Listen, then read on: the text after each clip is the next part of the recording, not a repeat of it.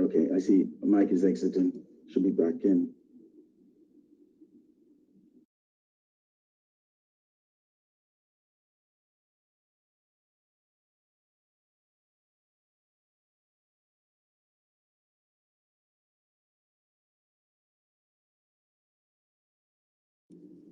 I think I'm in, guys, right? Yes. Now, before we start, is your live is your YouTube live sort of set up? Yeah, it seems like it's also communicating on YouTube. It's working. Great.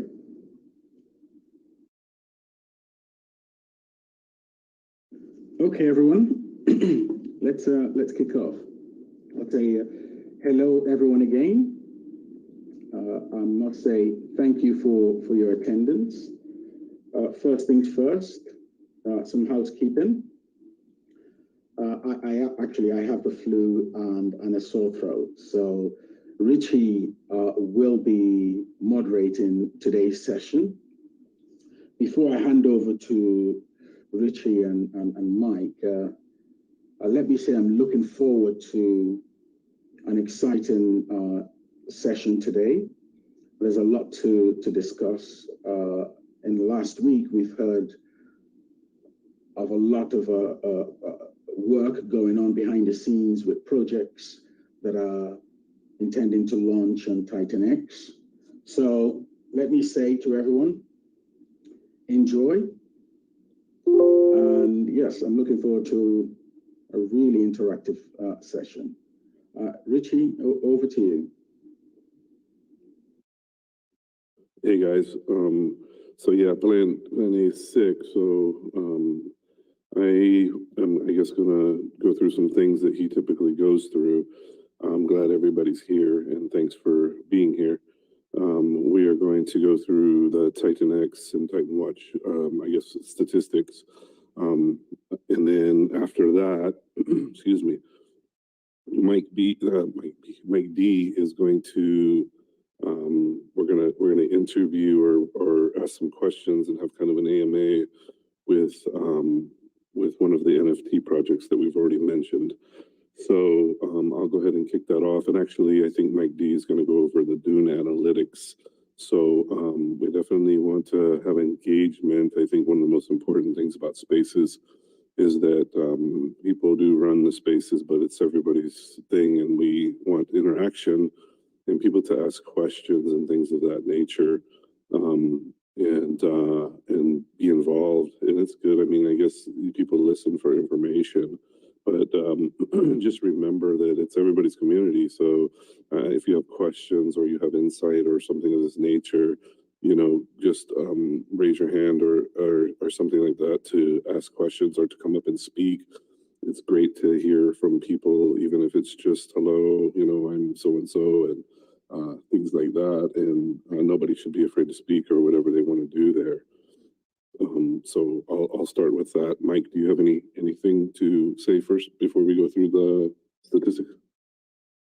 No, all well. You just continue, brother. Okay, so I'm going to head over to the sites, and I'm not as eloquent as Plan A at this probably, but I'll do my best at it. So I'll just go from the top, and you guys can see it, but it's good to talk about too. So we have almost 250,000 miners now.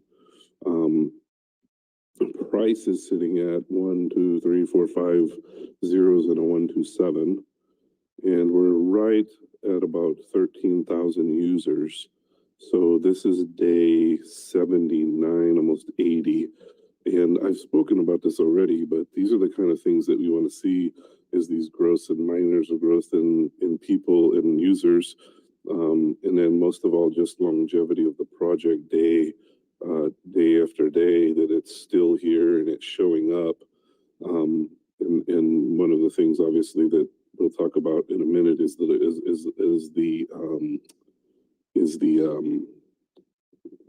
buy and burn and things like that. So let me continue on here. I'm on TitanX.watch if anybody doesn't know. And stakes, there's about 11,000 stakes. These numbers are very interesting. They're very close to round numbers. About 250,000 miners, 13,000 users, 11,000 stakes. It's $118 million that has been spent on mining, so miners. About 50,000 today, and so these numbers are really quite something if you think about that. You have over $100 million in 80 days or so, or whatever we're here, 79. I mean, $100 million into a project economically that quickly is quite a feat. We've spent on staking. We've put in 8.8 million, $200,000 today. The buy and burn has unburned $54 million, and today is about 202,000. And staking rewards are 33.1 million, and the buy and burn balance, which is super critical, is $26.8 million currently. And there's been about 30,000 placed into there. So today. And so we're seeing a steady growth of miners and a steady growth of users. It's trickled down, but you know, there's reasons for this, and we all know kind of these reasons. It has to do with the buy and burn. But I do want to look at the overall. For today, we're inflationary about 566 billion TitanX, $716,000, and I do want to look at the. Let's go to the site for TitanX, app.titanx.win, and look at these statistics, because this is kind of where we're getting all this information from. So we are increasing in liquidity. It's over 10% now. We're at 11.52%. And the stakes are about 30%. And the buy and burn is about 58%. So currently there is a liquid supply of 2.6 trillion. And that's 2.6 trillion. And staked, there's about 7 trillion. Penalties, 36 billion. Buy and burn is almost 13 trillion, which is $16 million worth of buy and burn. And then small amount of LP fees have been burned. The global T rank is about, like we said before, 250,000 or so. And we went over these numbers over there. So these are kind of the numbers. And so what does this all mean? I guess part of it is, you know, we have to like look at all this data, and I'm just reading and quoting data for you, but what does it mean? So another thing I did want to look at just quickly is the price chart. Hey, it's 11.11 where I'm at. Great. I want to look at the price chart just for a second. And so we go to the chart, and we do see, and I have mentioned this too, about where we were and what's happening. So we're up, you know, a good little bit, and, you know, people will ask, oh, hey, is that the bottom? And so, you know, what is this, 20% up or something like this in the past 2 days? And to me, you know, this does look like it is a bottom that is forming on the 4 hour. There's like looking like almost like a W-shaped recovery and things of this nature. But I do want to stress that anything can happen at any time when you're in a hyperinflationary stage. When we add liquidity, then, you know, people are going to step up and get out. And everyone has their own plan, and that's good. You know, we have people who want to be long-term and people who want to be short-term, and people who want to do things. And one thing is, you know, everything is necessary for an ecosystem to work. There's short-term people, there's medium-term, and there's long-term people, and stuff like that. And so just like being a maxi, for example, on a project, you can become a maxi on strategy. And so this is something like, especially people who are leaders have to be careful with, being maxis on strategies and telling people what to do with their money. and we have our opinions and ideas, but there's many ways to become wealthy in crypto, and there's not one way and one path and one project. So, but it is cyclic, and there will be times when buying liquid is better, when staking is better, when mining is better, when short-term miners are better, medium-term, long-term. And that's the beauty of TitanX, is that there's so many levers to pull and things to do that can make you money and that can make you profitable. And, you know, and if you mistime some of those, as in any market, it can hurt you, you know, but, you know, it's all unrealized until you sell. So just remember that. And I said this before, if you put $1,000 into Hex, Matic, any of these things at a bottom, $1,000, you would have become very well off if you held and let it ride to the top, or somewhere in that frame of the top. And so, there's a lot going on with price action. I want to briefly talk about the buy and burn. I think one of the best things you can do is think of the buy and burn as a whale wallet, right? And so a lot of people haven't had the opportunity maybe to be a whale in a project.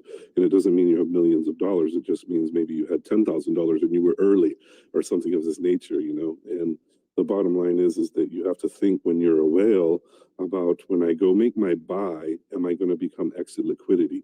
And so, you know, you have to be careful, because you put your money there, and there will be, and we can call them bad actors, we can call them anything. There's just going to be people who are playing a short game, if you understand what I'm saying. And if they're playing that short game, is there more people playing the short game than there is money in my pocket? You understand? And so if I'm going to provide liquidity, which I've done many times, or I'm going to buy or something of this nature, am I going to get drained? And you have to ask yourself this, right? And when you're in a hyperinflationary state, you have to ask yourself how much is coming out. This is where we're going to transfer this to Mike in just a second, and he can go over the Dune analytics. And this is where you have to look at the Dune analytics. This is where things come into play when you're dealing with, especially with more money. And that's relative to how much money I have personally, because $10,000, $500 is a lot to some people, and it's been a lot to me at different times in my life. And so this is why people ask me, hey, what should I do, or something of this nature. It's like, I can't tell you what to do, because I don't know your financial, economical situation. And there's different things for everyone to do in different ways and different times. So that's why one of the biggest things that I personally came to do, I was in Hex, made a lot of money. You guys know this. I was in Bitcoin early, Matic, all these things, right? And I never got involved really in the community. And the reason why I'm here is because this cycle, I said I'm going to share, you know, some knowledge and information. So for me, I'm here for a whole different reason than a lot of other people. So we have to be open-minded and things like this. Yes, I have my opinion, and people have their opinion of things, but ultimately, what especially leaders should be doing is giving information and letting people make decisions based on their information. And that's the whole idea of what I liked about Spaces. Plan A goes over these things. Mike Dean goes over these things, you know, with Dune analytics. And I'm tweeting things about market cycles and things of this nature, so that people can make educated decisions, hopefully based upon information and data. And once in a while, I'm human. I'm going to have my opinion about things, but you know, I'm not going to do things unless it's like, this is glaring, don't touch this ever, or something like that. But I probably won't even do that. Anyway, that's my 2 cents on it. Mike, go ahead. Thank you very much, guys. Hope you're all doing well. Thank you for being here today. So one of the things I probably would like to start with is definitely one.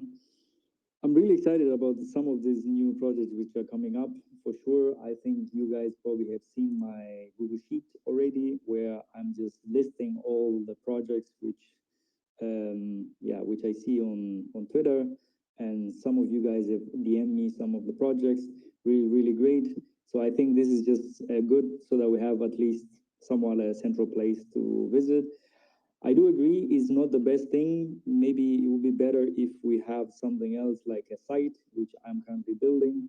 Hopefully soon it's going to be out. It's just a lot of work, trying to manage a lot of things currently. I'm somewhat in a position right now whereby I really need to work on my time management in some ways, because obviously some of these interviews are coming out. I'm very new to YouTube, very new to this kind of stuff. I mean, literally, I'm a just software developer. Well, I don't know what you say, just, but literally, I just my job is looking at the screen and creating code. And so this is somewhat new to me, but nevertheless, I'm trying to, I'm adjusting to this kind of new position in some ways. So thank you for even just listening to me, to be honest, right? So that's that. So one of the things I would like to say is that we're gonna have later on a guy from one of the NFT, which is gonna be launching on TitanX, and I think they're launching on the 18th of January. So that's definitely coming up. So I'm really excited about that. I have some questions here ready for the guy, and also I think I will create also a live stream maybe one day before the launch, maybe on the 17th. I'll have to speak to him if he has time, and he can probably take us through some of the stuff, because I think probably some of you guys maybe are new to NFTs, and probably like a little class about what NFTs are and what he's trying to do with this NFT would be great to just listen. I know NFT from more the technical side point of view, but I guess I'm not too deeply ingrained in the NFT. So I would also be quite a lesson for me as well. So I think that would be definitely great. So that's that regarding projects. Probably if we just jump on TitanX, you guys on YouTube can actually see this already, because I'm sharing my screen. So hopefully this is clear. I think some of the stuff Richie B has already mentioned, but probably, some interesting things for sure is we're almost at 13,000 unique users, so that's great. I mean, we've seen here the last few days, there's not much growth, sure, but I mean, I think we do all know what the issue is with there. But nevertheless, as we can see here in the last few days, so on the total ETH spent, like miners started, obviously some of the ETH is definitely very low. I mean, this is very comparable to some of the early days. If you look at day 12 to, let's say, day 20, it was somewhat of very similar values of ETH. So, well, obviously, one of the biggest thing is hopefully this is going to pick up for sure. And if we just probably scroll down here a little bit more and we check the future TitanX supply, that's definitely getting a bit more interesting, because one of the things is right now, I think two of the projects are going to be launching this week. I think one is definitely the NFT project. I think Titan Legend, if I'm not mistaken. Yes, that's the 18th of January. And also DragonX is also going to be launching. The launch date is here.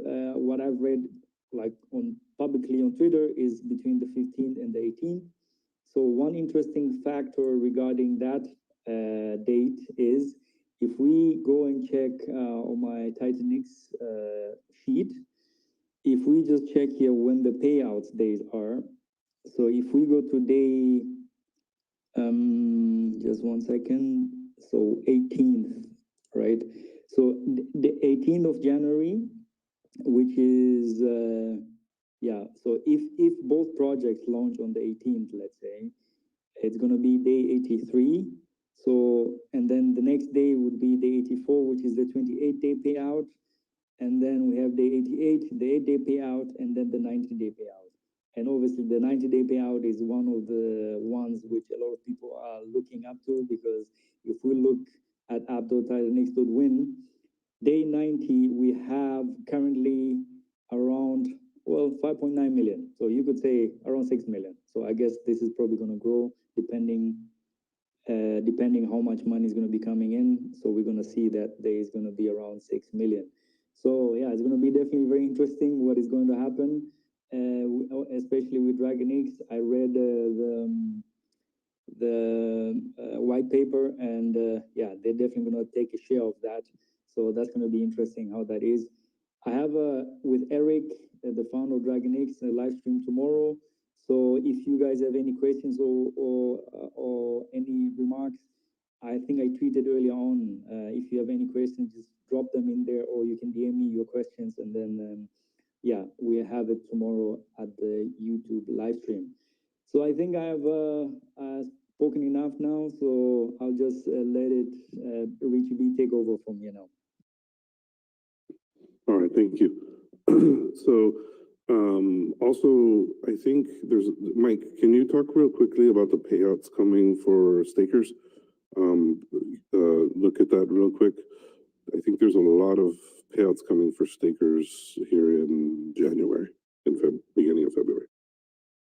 Absolutely. So probably I just I'm just picking up here my TitanX Google Sheet here, which is I think it shows it very well.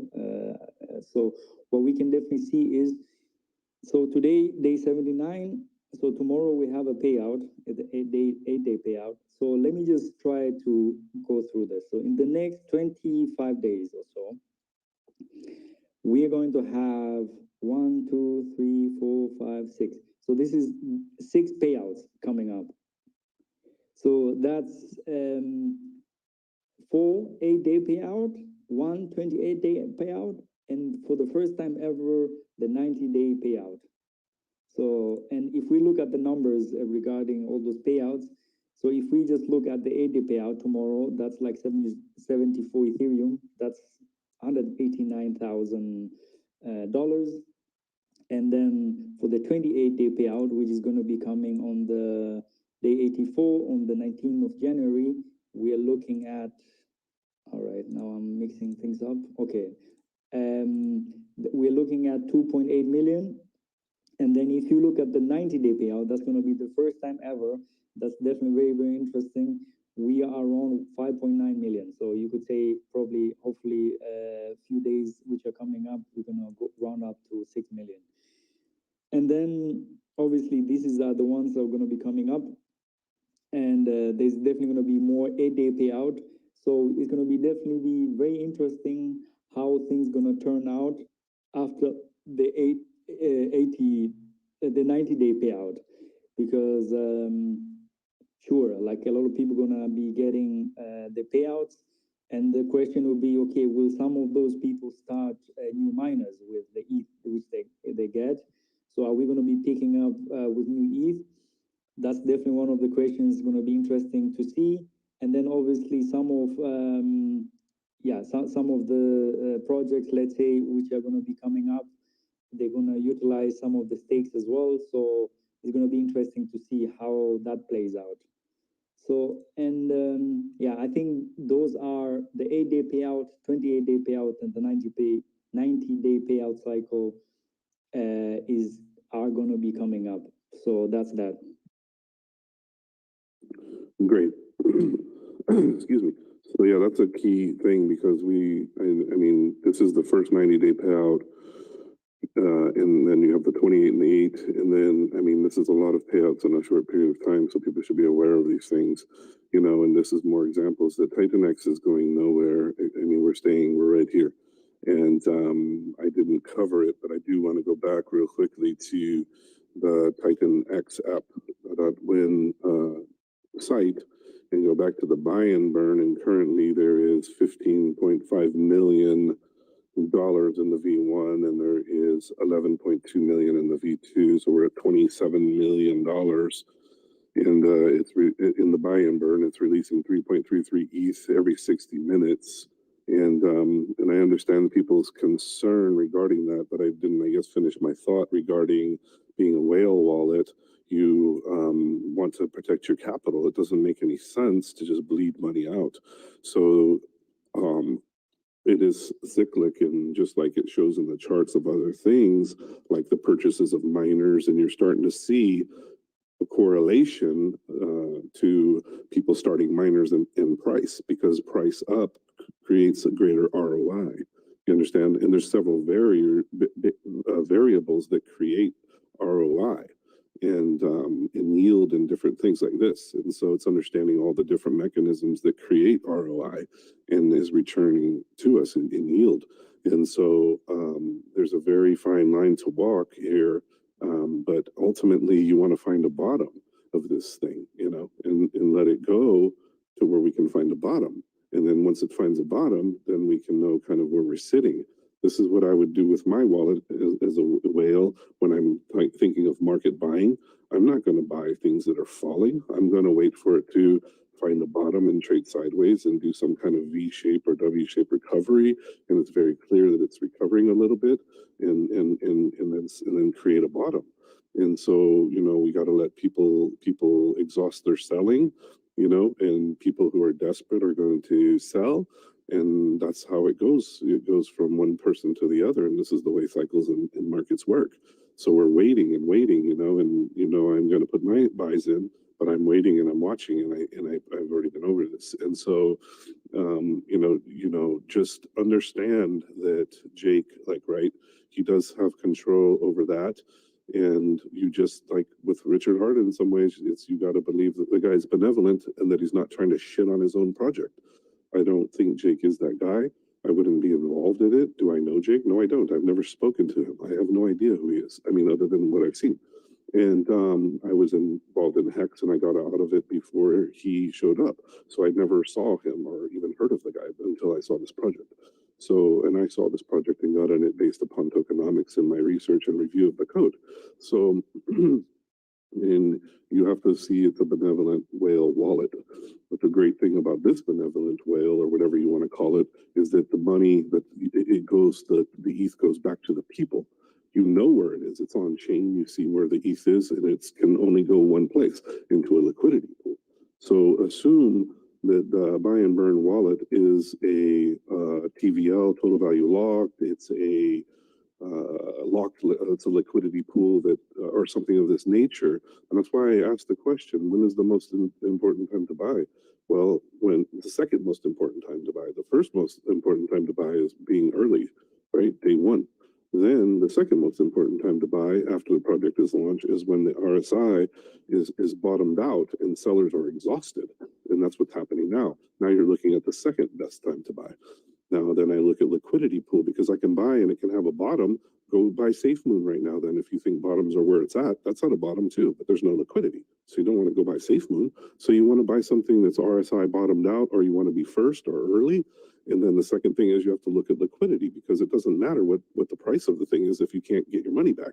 So, we look at the buy and burn as being a liquidity pool that is controlled so that people can't just drain it, okay?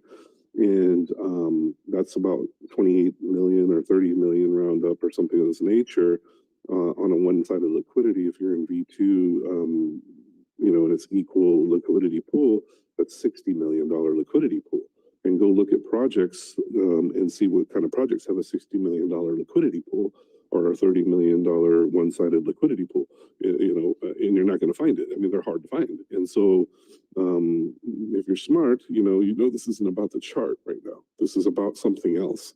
And, the roadmap per se or something of this nature has already been discussed. It's phase one, right? You saw it. Phase two, now we're getting into the burn thing, right? And so this is what's going on. You have to incentivize burning. How are you going to incentivize burning? Everybody asked that question. It was like, who would burn their TitanX? And well, why would you do that? Well, I think there's a lot of people that are eager to burn now. You understand? Jake knows what he's doing. People know what they're doing. And we're here, for the gameplay and to make money and to do this. And so I hope this explains something regarding the price action, the buy and burn, and why he's preserving that buy and burn, and what we're doing here, what's happening here. And do you have anything to add regarding that, Mike? No, I think you went through all the necessary points for now. I think, probably we can go to the next phase. I don't know if this is the right moment, if we can invite over Titan Legend already, or what's your... I have him here. And so I just wanted to go over that quickly because I missed that point on going over the statistics, what's going on with the buy and burn, the price, and this sort of thing. And so people can ask questions about this later. We do need to move to the next phase, which is going to be a sort of AMA with Titan Legend. And before we go there, I also want to say one other thing regarding projects, okay? So I have my opinions, people have their opinions, and I'm just gonna say, because my tweet is there about DragonX, I don't think that they're necessarily a bad project regarding their tokenomics or their code or what they're doing, their white paper. I personally am looking at two aspects of things when I look at projects. Number one, the community aspect and the engagement with the community, because if they're not invested in the community, I wonder what their intention is. That's how I look at it, and that doesn't mean I'm right, okay? I don't think I'm always right. I look at it this way, and I'm giving you a lens of what I look through.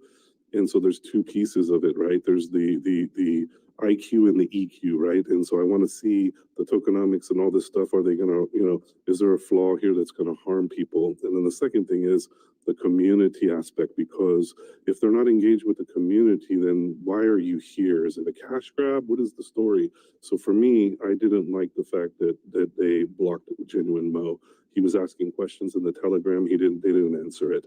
Then he came on to Twitter or X to ask questions of DragonX, and they blocked him. So for me personally, that's pretty offensive, because Genuine Mo is just a guy here who's asking questions. And we need to respect people, I think, that are in this community, that have given to this community and that love this community and things of that nature. And yes, we're here for money and all this, but also we are a community and things like that. So I just want to address that. And that's my own opinion about it. And do I think that DragonX is a problem with their code? Is it beneficial to the community as far as the code and the project? I think it probably is.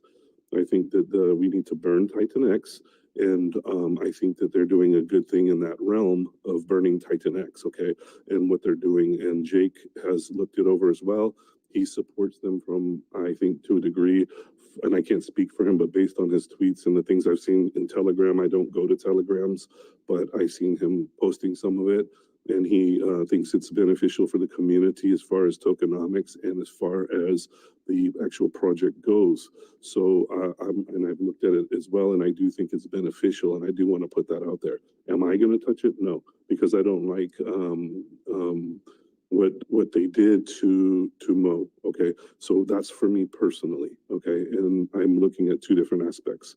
And any other project, I'm going to give an objective thing, because we're here. And one of the things I hate is when leaders take their space to abuse that authority on something. And so we all need TitanX to be burnt, and we want it to be burnt because it benefits us, right? Because of the hyperinflation. So please do your due diligence and do what you think is best regarding projects. If it's going to be a rug pull, if we see something in the code, it's going to be absolutely beware, lights flashing everywhere.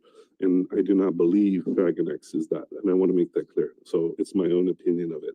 So we're going to have these AMAs, and there's lots of projects coming out. We're trying to do our best to vet them and make sure nobody gets hurt from an obvious thing, such as a rug pull or liquidity pool or something of this nature. And so I hope that clears it up. And I'll say it again, I believe DragonX is beneficial to the community regarding tokenomics and things of that nature. Everything else we'll go through. Titan Legends here. We're going to give him a chance to speak about his NFT project. And it's good and healthy to have banter, discussion, and different points of view when it comes to crypto currently. Especially, we've seen FTX, we've seen what's gone on with these sacrifices, and people have been harmed very severely. And this is one of the things that we got to make sure that doesn't happen as much as we possibly can. So it's all love, truly, and we don't all have to agree. But it's good to have different points of views and perspectives. So with that said, I'm going to let Mike have this, and welcome Titan Legend. Hey guys, can you all hear me? Loud and clear, my friend. Yeah, why don't you just, Mike, do you have a plan? Mike's going to ask the questions. I think it's best to let him speak about himself in just in a few minutes. Speak within a few minutes about yourself and your project. What do you think, Mike? Sorry, I think the internet cut off a little bit there. What did you say again, Richie? Oh, yes, I said I think it's best to let him, this is Titan Legend, an NFT project that's being built on TitanX. And I think that it's best to let him introduce himself and his project briefly with it for a few minutes, and then you can ask questions. Does that sound good? Absolutely. I think that would be the great. Cool. Yeah, I can take it away. As long as you guys can hear me, I think we're good to go. I just want to first thank all you guys for having me on the space here. Richie reached out to me sometime last week, opened up the possibility to come on with Plan A and Mike Dean as well. I've been a big fan of the Dune dashboard, so I got to thank you, Mike. That is an awesome addition to the space here. Yeah, so basically, I just wanted to start this off, give you guys some background on who I am. My name's Andrew. I go by Rudy Kazuti. It was kind of like a nickname that my sister gave to me when I was a kid. So it stuck. That's my crypto name. My professional career kind of got started in real estate, doing rentals back in 2015. It actually goes even a little bit before then. I got into crypto during the 2021 bull run. Like a lot of people at that time, my brother-in-law had reached out to me. He was like, "Hey, do you want to like do this thing?" And I'm like, "All right, that sounds pretty cool. Like, let's get into it." And since then, honestly, I quit I had another job at the time. I quit the job and really just to pursue crypto full time. So I've been doing that ever since. And the side, I also do some like web design and stuff for small businesses. So I'm a pretty well-rounded person. I've done quite a few things, had businesses, etc. Still run the rentals. So yeah, long story short, how I got into TitanX, I woke up on the fateful day of October the 28th, which was a big day. It was actually my anniversary with my wife, my first anniversary. And the first thing that comes out of my mouth was, "Hey, I just found the crypto that's going to change a lot of people's life and maybe ours." And she's like, "What, another one?" So long story short, my first interaction with TitanX is I FOMO'd right into it. I bought some off the market. And then I read the white paper and I was like, "Oh shit, I gotta like change my strategy up here." Started a bunch of miners. I feel like a lot of people did that at the time. And really took some time to take and understand the project. And at that time I remember being in the Telegram for TitanX, and everybody was talking, about the price. I'm saying, dude, don't worry about the price. This isn't a price game. And what I really appreciate and love about TitanX is that it pushes people to develop a long-term mindset with crypto, right? It's not the people that are looking for a short-term flip. Like, yeah, you can make money doing that, but like, it's like almost like a 1 out of 100 shot. With TitanX, it really is built on sustainability. And what I really love about it is that the main goal is to get as much supply into the people's hands as possible. So during this first phase, we are just watching an extreme distribution happening. We're seeing a lot of inflation happening. And personally, I'm not looking at the price charts. I don't know about you guys. I'm really not worried about it. I think that with all the projects building on top of it, it's really turned into more than just a crypto. It's an entire platform for us all builders, just people in the space in general to get into and be about. It's something like it's kind of almost like a lifestyle thing at this point. So yeah, so long story short, Titan Legends is my first crypto project. I've always wanted to do a project in crypto. I've been around the space long enough. I know it works. I know it doesn't work. I've seen the shitty devs. I've seen the sketchy devs. I've gotten rug pulled. I've been up and down the road. And what I really wanted to do is I saw this project. I saw TitanX happen. I saw that there's a potential to be building on top of it. And I was like, man, this is such a great entry for me. I like to consider myself well versed in project management and putting things together and really making sure that things are thorough and well explained. So yeah, so where does that bring us? Like, basically, like, what Titan Legends is aiming to become is an OG project working in the TitanX space. And really, this limited supply, there's only going to be 2,888 NFTs. It's kind of like one of those things. It's like once they're sold out, and the next phases of the project can open up. And here's the thing with an NFT project, or any project in general, like I live in the US. I don't know about you guys, but there's a lot of laws kind of surrounding, like if I was going to say like, okay, this is a yield bearing NFT that's going to pay you $100 a week for the rest of your life, like you kind of teetering on the edge of like the securities laws, etc. So what I've been really diligent about is being careful about how I market this project. And it's really important for me to bring something that's very quality, but also I don't want people to have like expectations of this, because there's a lot more that I can deliver on the back end that's just like, oh wow, like I didn't expect that. That's pretty cool. And that's really what my goal is. So obviously that, and being able to burn some TitanX on the front end is really cool too. Obviously, it's not necessarily like a perpetual motion machine, other than the secondary sales. Like if you read the white paper, you can see that 8% of the secondary sales is going to go to fund the buy and burn contract. Like initially it's going to be like the sale itself that will burn 36.9% of the TitanX that comes in, and then there'll be an 8% creators royalty. And with that creators royalty, it's kind of like an optional thing. I don't know if you guys are I know like a lot of people are kind of new to the NFT space, but like if you go and look into like OpenSea policy, etc., like they basically made it so that the creator royalty is an optional thing for the seller. So it's kind of like an opt-in thing on this, like if you're going to sell your NFT on the secondary market, that the seller can opt into to actually help to feed the buy and burn of this particular NFT, to feed the buy and burn V2 contract. So yeah, I can kind of go on and on. I would like to maybe open up the space for some questions. That's just a little bit about me, just like a really brief overview of the project itself, like what I'm doing. And I have some other notes here, but I figured that they would be kind of posed as questions. So I'll kind of pass the mic over and we can take it from there. Yeah, thank you very much, Titan Legend. I mean, I think I just call you Rudy. I think that would be the easiest, as you said yourself. All right. So I will just refer to you as Rudy from now on, so that we keep that simple. Thank you very much for your introduction. I think this is, I think it was a great introduction. So probably just before we get started, for a lot of people, I think they're fairly new to NFTs, let's say. So if you give can you give like a high overview?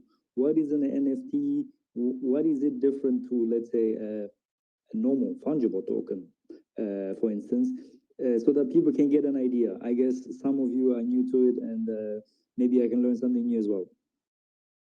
Yeah, there's quite a few ways to look at NFTs in general, right? So like NFT obviously stands for non-fungible token. The way that I like to look at it, I mean, in a lot of regards, like an NFT can have a practical, like utilitarian use in the space, or it can be kind of sold as like an old, like a art project, right? There's a lot of different utilities for them, and I think that like in terms of like utility, like we're still discovering a lot about like what NFTs could be. But what I would like to like say is like I like to think of it as a token itself, because it essentially is. With a limited supply, it's a collector's item in a lot of ways. And yeah, like there's just so much that can be done with it. It's outside of just a collector's item, though. Like if you think about it, like there's going to be an evolution of the blockchain and being able to store data on the blockchain in the form of NFTs. Like, say like I'll just use an example, like mortgages, like you maybe like social security cards, like stuff like that. Like there's just so much like different kinds of document storage and stuff, and there's obviously projects that are already doing that. But we're still in the discovery phase of what NFTs are actually used for, like beyond just like selling like an art collection, say. So yeah, like I hope that like helped to answer that question. Absolutely. So, I mean, on the technical level, I understand it more on the technical level. All the other stuff is more collectors, items, and things like that, where maybe I haven't experienced it very well. So I mean, if you just check like a blockchain as a database and an NFT, the image is actually not stored on the blockchain itself because blockchain space is very expensive and people opt out to store real data on the blockchain because it's just very expensive. So normally, especially at the beginning, you just had a URL, let's say, pointing to that picture or that art. And I thought like on the technical level, that was like somewhat very, very poor in some ways because that URL can just be changed basically. So a lot of people opt in now, I think more and more to IPFS. I'm not very deeply in the NFT community, so these are things which I just know on the technical level. How do you save your pictures on is it like IPFS or how is that? How does that work on your project? So they will. It's basically like the contract itself. It's a simple NFT minting contract that will use TitanX to be able to mint the NFT. And that will like again. I'm working with the developer on this. Like I am more of like the project manager side of things. But from what I understand, they'll be obviously stored on the blockchain itself. It's not like a link to a IPFS, like you mentioned, but rather stored on the blockchain itself. Okay, you may want to probably talk to the dev and ask him that question because that's a little bit interesting. Because if it's just an URL, then I would really hope that it's on the in IPFS. Because, well, anyway, I don't want to talk on the technical level now because I was just going to lose a lot of people. Probably on the stream, we can go deeper into the technical stuff a little bit more. Sure. Honestly, exactly. like I'm working with the dev on the project, so I will get that answer from him. I just made a note here, just to be sure. So yeah. I mean, maybe we can cover some things about like the mint itself. Like, are you open to that? Absolutely. I have a few questions here, so probably just gonna go through that. But probably just before we get into the details of Titan Legends, is this your first project, or have you done any other projects so far? Like I mentioned before, this is my first crypto project that I'm doing. So I've been involved in the space for a long time. I've kind of seen the ups and downs, what works and what doesn't, and really, what I'm really aiming to do is bring something quality to the space, and what I see being very fit for the space itself. Gotcha. All right. So let's probably go a bit deeper now to some of the minting.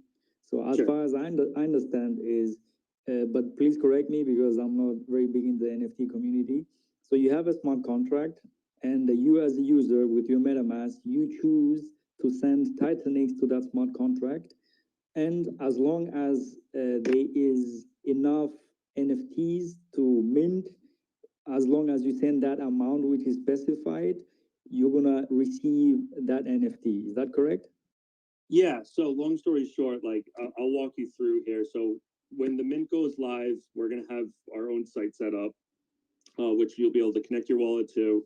And first, you'll have to approve your transaction and set a spending cap for the NFT, which will be automatically calculated. So say you want to mint 3 NFTs, it'll actually automatically calculate what the spending cap will be versus just setting like an infinite number, like you would do with any swap on like MetaMask, say, in general.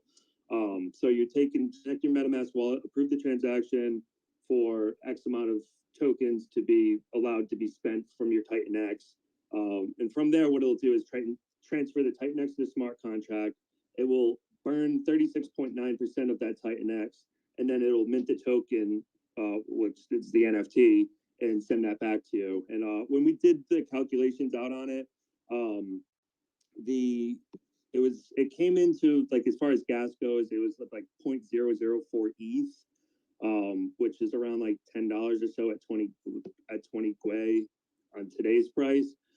There's another option to, like, basically once the funds are withdrawn out of the contract, to actually have the TitanX burnt at that point. It would have made gas cheaper, but as far as, like, with the community and stuff, I thought it was really important to make sure that the TitanX was actually burnt as soon as the NFT was minted. All right. So, I mean, probably just a noob question here from my end. What if somebody just go in there and then just mints the? I mean, I think you said the first 2,000 FTs. Or can you mint all of them at once? Let's say. So no, actually, that's a really great question. There's actually a max wallet, which is 2%. So that's going to be the max that a wallet can actually mint. So yeah, like you couldn't just go in there and just mint all of the NFTs. I don't really expect that to happen necessarily. But yeah, I think 2% is like a good, like if you're looking at a token distribution in general, like you don't want to see many holders above 2%. That's usually like a pretty big red flag and something that I usually try to stay away from in general for myself. So yeah, I hope that answers that question. So 2% means, I mean, so 2,888 is the maximum. Is that correct? Correct. Okay, so you can only meet like 2% maximum with one wallet. Yes, correct. Ah, okay, interesting. So how does their rarity work out? Because now I'm seeing the first 2,000 NFTs are like a particular tier, and then you have the legendary tier, and then, well, I think there's only 2 tiers. So how does that work out? Yeah, that's a really great question. So the reason that I decided to do this was to basically make something that's accessible and affordable to everybody, then but also make something that's like cool and rare, because like people like rare things. And so long story short, what I actually talked to some community members about this, and I put a poll up because I was considering either just doing them all at one price and basically having all of the NFTs be, you know, mixed up as far as traits go. Like the traits are essentially weighted. So, you know, say like, I'll just give a stupid example, but like a blue flame coming out of the mouth is like maybe like 1% of the entire collection or whatever. And then if it was all one price, it would just be, you know, wherever it lands up in terms of the NFT sale itself. But I thought it would be kind of cool, and like a cool way to gamify the mint is to have like the first 2,000 NFTs be a little bit cheaper. You know, everybody can have an opportunity to get in. They're going to be mostly consistent of regular trades and some rare trades. But what's cool about that first 2,000 is there's actually a one of one NFT in there, which is like a ghost NFT. It's really cool. So there will only be one ghost in the whole collection, and that will be in the first 2,000. And then in the second half, basically once the first half sells out, in the second half there'll be 888, which will be more rare traits and stuff that you haven't seen yet. Like I have some previews of some of the traits and stuff on here. There might be a couple rare traits in some of the previews that I show here, but there's going to be different bodies, different backgrounds, different eyes, etc., different traits themselves that will be more prevalent in that second batch of the 888. And then throughout the entire collection, there are 28 dragon eggs. And honestly, you're just going to have to wait to see what happens with those. I can't really say much about that. But all the dragon eggs, as far as the artwork goes, are 100% unique. Not one looks like the other. And just put it this way, there's a little surprise in store with that stuff. All right. So the dragon egg, is that now just an NFT which I can also mint? And so let's say I just I'm going to the website, and then as I send in the TitanX, and then I start mint. So there is like a luck playing also which kind of rarity I'm gonna get, right? Or how does that work out? Yeah. So the dragons are the dragon eggs are spread randomly throughout the collection. So say like you go on, you mint 3 NFTs, you might get two dragons and then a dragon egg with that, or you might just get lucky. You're, you know, minting away. Maybe you mint one today, one tomorrow, one the next day, and boom, you get a dragon egg. That's kind of, does that make sense? Absolutely, yeah. So so that egg is also just like if you just mint one, you could also get an egg, for instance, right? Correct. You could. It's luck of the draw. Honestly, that's exactly what it is. It's a lucky thing. If you catch one of those eggs, there is something obviously in plan for that, and we'll just have to see what happens. It's pretty cool. Gotcha.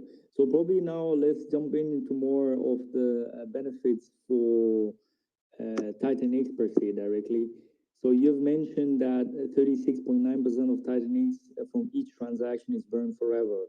Yes. How did you implement that? Who holds that, and how is that transferred to the buy and burn? So, like I actually answered this question before, but basically, when the NFT is minted, what will first happen is that when you first engage with the minting website, I should say, the TitanX will get transferred to the smart contract and burn 36.9% at the same time. So that's like an automatic thing that happens. And then the third step is that it'll mint the NFT to your wallet. So it happens automatically when you send the transaction in your MetaMask or whatever Web3 wallet that you like to use. Okay, and okay, I'm just asking like now. So 36.9. What happens to the other percentage? Like, is that like dev wallet, or how does that work out? Yeah, exactly. So this is like my favorite question of them all, because everybody's like, well, what are you going to do? What's the next phase? And like the real big thing is like, I'm leading this project with the no expectations approach. And I'm doing that not only because like I'm from the US, I got to be careful about how I like represent like an NFT project in general. But on the second side of things, there's also like another element of surprise and excitement that comes with crypto in general when there are unknown variables, and it allows for community speculation and such. Like I could have just taken and set this up and burnt 99.9% and just sent it right to the and just burnt it right for TitanX. Just take the TitanX and just burnt all of it. I could have definitely done that, but having that extra chunk really allows me to do a lot more with the project and deliver a big win to the community through other programs that I have in place. So let's say I'll just give like a rough overview. Like we got the first phase, which is the actual minting of the NFTs. And we get the second phase is like, what the fuck happens with the dragon eggs? And then number 3 is, well, what the fuck happens with the rest of the TitanXs there? Again, it really allows me to do a lot. And what I would like to say is like, I hope people like free stuff. I'd like to deliver a win not only to the people that are minting these NFTs, but also to the entire TitanX community. And the next thing I can really say is that timing is going to be really important as far as, let's say like TitanX price action is going to be really important at that point to be able to launch phase 3. Kind of working on phase 4 as well, but I'm going to really focus on getting 1, 2, and 3 right first. Fair enough. So probably one of the questions, and then we can probably jump to Adam, because I think he might have a question. But probably I'm just gonna ask you this question now. And you mentioned earlier, so obviously one of the things which Jake had mentioned in the interview I had with him is like he doesn't necessarily like NFTs that much because they create like a secondary market and it doesn't benefit TitanX whatsoever. So you said here, I think 8% of the ETH from each secondary sale will go to the buy and burn V2 contract. But you had also mentioned that this is just optional. OpenSea, this is an optional thing, so people can opt out from this. Is this correct, or did I misunderstand something? Yes, and actually, I think in the white paper, there's a link to like explain it, and it's really in most secondary marketplaces. So there's a couple different options here. There's a couple different avenues, and there's the avenue of what I've decided to move forward with, which is basically minting the NFTs with TitanX, and then on the secondary market, they'll sell on say like OpenSea, and on OpenSea, they're not going to sell in terms of TitanX. They're going to sell in terms of Ethereum, or maybe in the future. Like I'll just throw this out there. Maybe in the future, there's a potential to build a marketplace for TitanX. Obviously, that's going to take a lot more time and a lot more development. But we can maybe cross that bridge down the road. I'm not making any promises with that. I just that is certainly a secondary option. You know, if this is going to become like a bigger thing, say. So yeah, so basically those two things, and what it comes down to is that OpenSea had started this, you know, revolution against creator royalties, and that's what's getting sent to the TitanX buy and burn contract, the Ethereum. They had started this whole crusade about the creator royalty being optional, so that they're basically like a zero royalty platform. Well, now all of the other, like say like Blur and all the other secondary marketplaces, well, they're doing the same thing. So it's actually very rare to find a marketplace that enforces creator royalties, and that's what it comes down to. So when somebody goes to sell the NFT, they'll have the option to contribute that portion of ETH from the sale to the buy and burn contract. Okay, but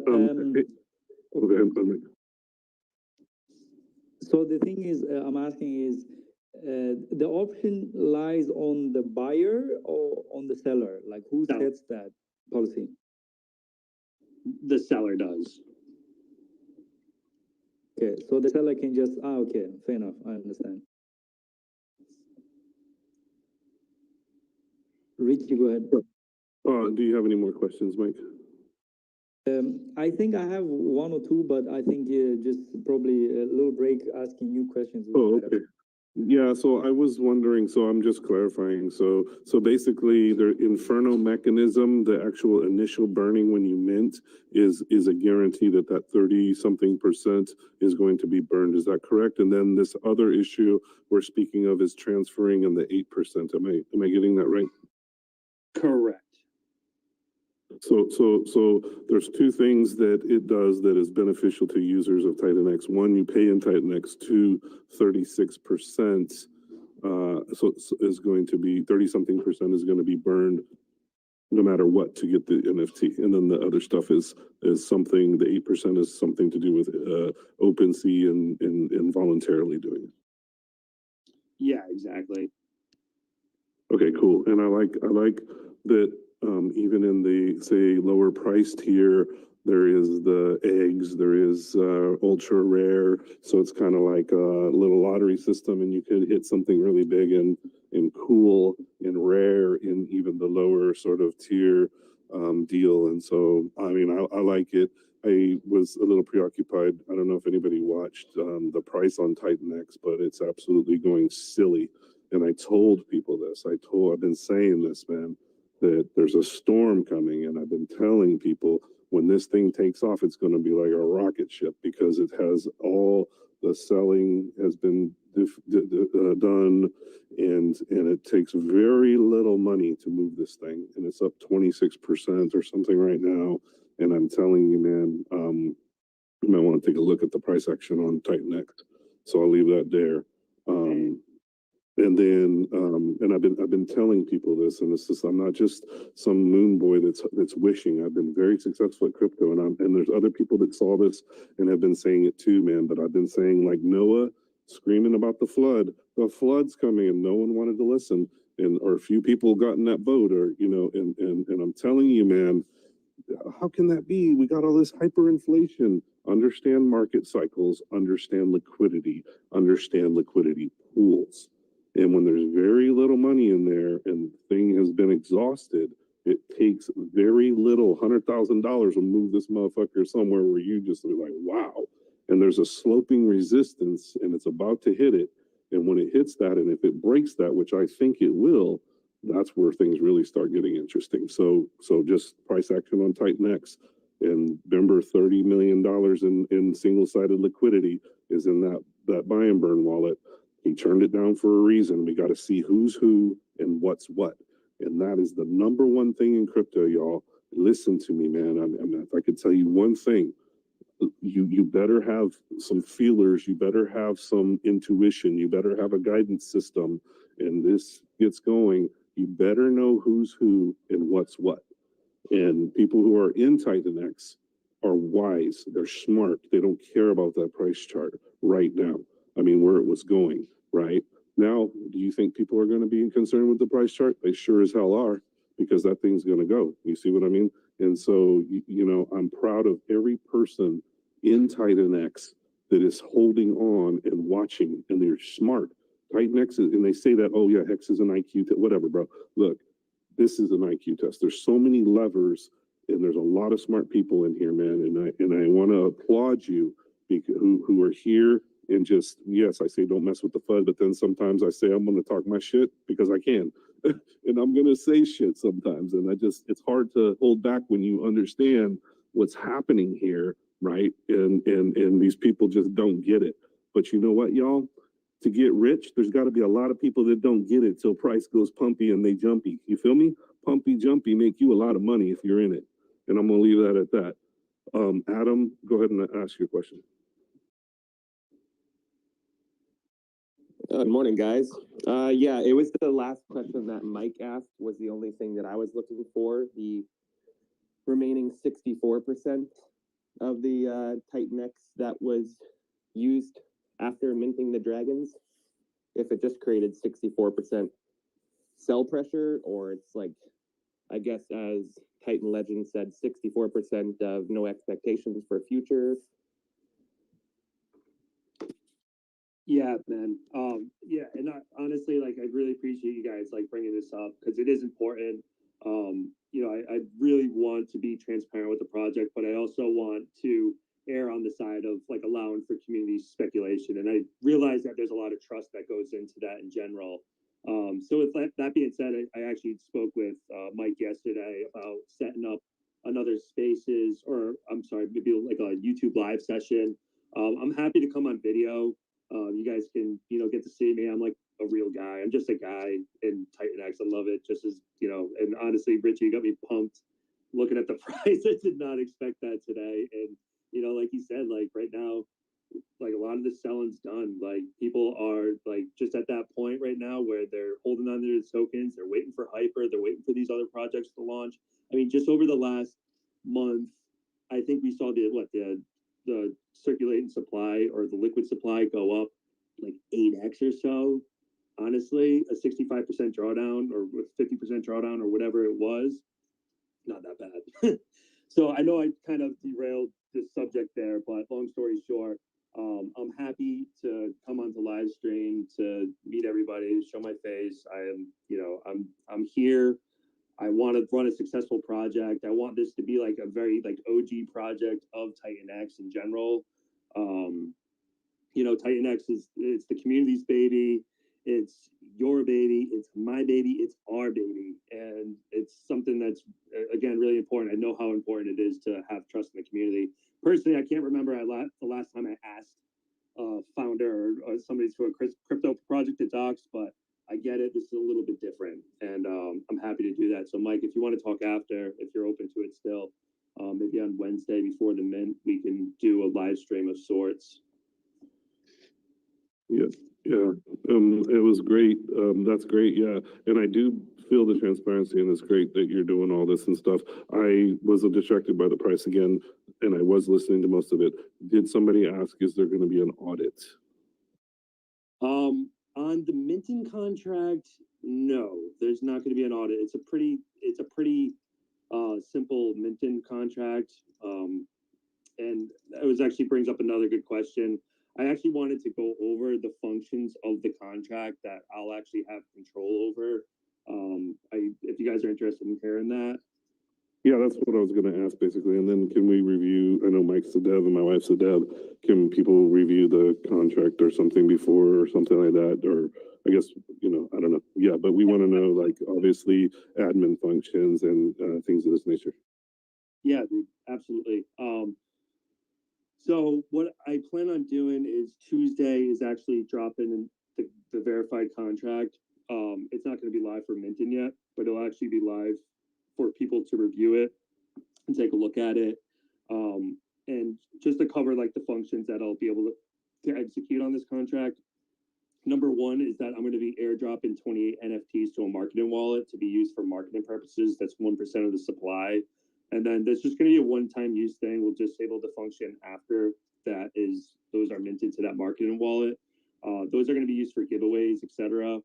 I'll be able to pause and unpause the sale if need be. I don't plan on having to do that, but it's kind of just like a fail safe, something that, so I can have some control over the sale if something unforeseen happened or whatever, like something wasn't working right or whatever. I don't anticipate that, but it is an option there. I will be able to cut the supply down if needed, but I can never inflate the supply. I can't create more NFTs. Basically, like say for instance, if like we got to selling the first 1,200 of the NFTs or something, and like it just really slowed down to a dead crawl, I could always cut it in half, right? So like I could take out the other 800 of the first 2,000 NFTs and jump right into the rares. So that's another function that's there. I'll also be able to change the price of the collection if need be. Again, I don't plan on using this, but it's there just in case. I'm able to withdraw the funds from the smart contract to an owner's wallet, which will essentially allow me to implement the next phases of the project. So that's really important to know as well.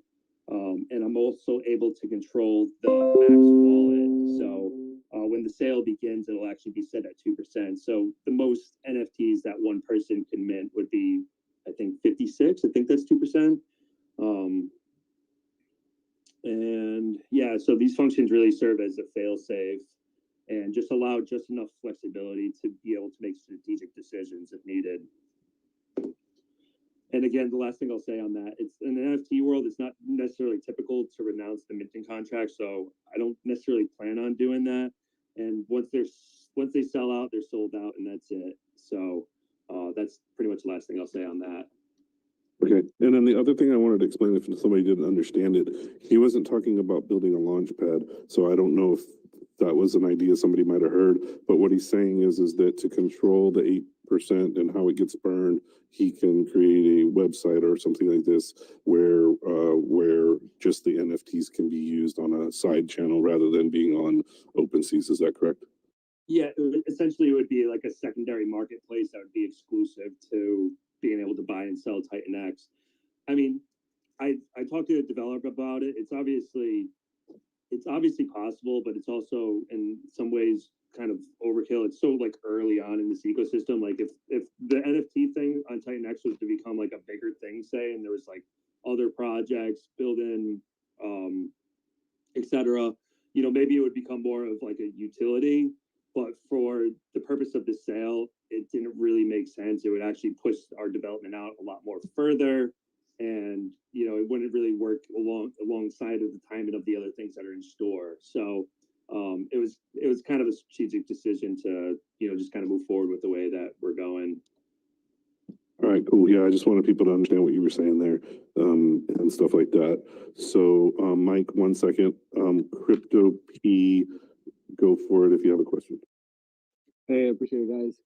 First of all, regarding the price, I'm kind of surprised that it's up right now when we got like 2 trillion coming in 18 before the payout, as well as I think there's still over 11 trillion for January that's coming out as well before the 90 days. So I'm happy that price is up, but just be cautious as a lot of supply is coming out in the market. And regarding a question first of all, Rudy, I appreciate you coming in. I know it definitely takes some guts to come in and kind of speak to everyone, especially being your first project. So, I kind of apologize that. My question to you is very simple. Like, how are you generating like revenue off this? Like, is there any? And maybe I missed that when you were explaining it. Are we getting any royalties from the NFT? Like, how are we actually making money off this? That's a great question, man. And thank you for coming up to speak. And yeah, so long story short, I live in the US. I got to be really careful about like yield bearing NFTs, etc. If you do some little bit of research, it'll take like 5 minutes worth of research. You'll be like, oh shit, yeah, totally SEC, no. It's just a big no. So really the 2 different ways are being able to sell the secondary market because there's such a limited supply. I do expect there to be a demand on secondary market. And number 2 is, again, I'm going with the no expectations thing and all of that. Let's just say there could be some free shit in the future that you all will like. And that's pretty much what I could say on that. Basically, there's nothing in the quote unquote rule book that says I can't give away free stuff, right? So that's kind of where I'm going with that. And it will essentially benefit not only the NFT holders in theory, but also the holders of TitanX in general. Yeah, that's pretty much what I can say right now. I wish I could say more and just like spill my guts, but I'm also trying to err on the side of speculation, surprise, whatever you want to call it. Yeah, great question, Crypto Pete. Do you have anything else to add? No, that's it enough. Thank you.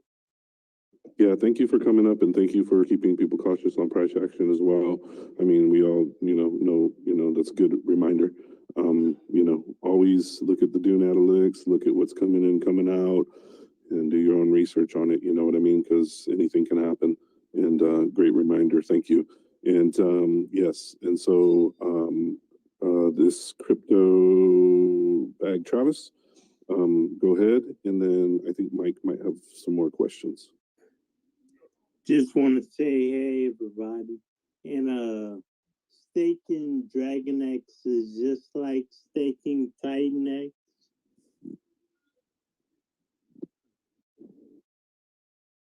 Are you asking that question, or? Yeah. So my understanding is that doing the DragonX is making a pool. I think it was like Hedron or some other thing like that. But I think it's everybody puts into one big bag so that they can take advantage of the bonuses of bigger bags, and then it's like a whale bag of stake, and then there's other flywheels to mechanisms. I can't totally speak on it. But it's got some burning, and I don't know, Mike or somebody, Adam, can you? Yeah, I can get it of the DragonX if you want. When you're going into the DragonX, it's not like the TitanX staking. You're going to be hoping for DragonX price appreciation solely, and that's caused by a very large stake, which is the DragonX contract, coming in and buying 50% worth of DragonX token and 50% worth of TitanX after every payout is, I think, from what I get out of it. Yeah, it would have been nice to have him here on a Spaces, but I think Mike's going to have a AMA with them on YouTube maybe, but go ahead. Do you have other input on the project, and then we'll get back to Titan Legend? Yeah, I mean, one of the things is for sure I have a YouTube stream tomorrow. So you guys, if you're interested, definitely tune in tomorrow. And if you have any questions, you can either DM me or just, I think I made out a tweet earlier on. You can just write your questions down there. I just got a DM like a few minutes ago from the Spanish community who had questions for the DragonX guys. So it would be definitely great to, some of those questions. And one of the things I just saw DragonX has tweeted out regarding blocking Mo, I think. So I think I just pinned the tweet up here, and probably I'll just read it out for the people who are on YouTube who cannot see this. And they quoted Plan A, and they said, "We have been heads down building DragonX. That's why we have been quiet on Twitter. We are expert builders. There is a reason why Jake is considering integrating us into Hyper. We unblocked Genuine Real Mo. Some of his tweets felt negative. Join us on Telegram." So I guess probably one of those things, they just mentioned is, essentially just busy building, and that's why they were a bit quiet on Twitter. So we hope maybe regarding after launch, maybe they're a bit louder on Twitter, because for sure it will be beneficial if not only TitanX community would participate in DragonX, but also the outside community, let's say. So I think that will definitely help the growth of the whole system. I think so. That's that for now. And I think that's a good point to make. And some people aren't as good at the social game and aspect. And like I said, I'm not going to knock them on their tokenomics or the the project, because honestly, you know, will I buy it? Will I get involved in it? That's for me to know or to do. But the tokenomics and everything like that, and the benefit to the community, the support from Jake, there is, you know, I think it's a good project. Okay, I'll say that as far as the project goes. You know, some people, especially techs, you know, techies not saying anything, don't have as good as social skills sometimes, and so that doesn't mean that the project is bad. I've made that clear already, so I'm not going to keep on harping on that. But do your own research, and then go ahead, Adam. Oh no, I just wanted to say I'm happy for all these discussions that we're having on the upcoming protocols and everything like that. And then I just casually looked at the chart price and saw a little 40% action on the day. Yeah, it's moving, and you know, people buy things that they like. And regarding the flip side of what Crypto P said, yes, you know, there's a lot coming out, but there's also people like, for example, I have not had any liquid TitanX, so I very little, and I, you know, wasn't going to buy red knives that, you know, red candles that are falling. Okay, I'm not going to do that. I'm smarter than that. I long-term staked because I believed in the project. The first stake from day one that I made isn't coming out until March 1st. So I staked 280 days, a lot. And I started buying. So, I mean, I believe that was the bottom. And, you know, people can do with it what they think. But that there, you know, the liquidity, the 888 staking is in the millions, the 369 staking bonuses in 10 million, 7 million, 4, I don't know what it is, 4 million. There's a lot of things that point towards longevity of the project, and then all these people building on top of it. What do you think is going to happen with trillions coming out, but then these burn projects? That's why specifically DragonX, any of them, unless they have absolute rug pull, you know, some shitty code, and they're going to abuse and harm people financially, you know, we need to use the protocols if they're beneficial and they pass our personal test and we want to use them. But regardless, if it's not DragonX, it's going to be one of these other protocols, and they do different things. You know, this is a staking protocol derivative of TitanX, the DragonX. There's other projects that are real simple. Helios, I think, are one of them, and they just simply burn and use TitanX, and it's real simple.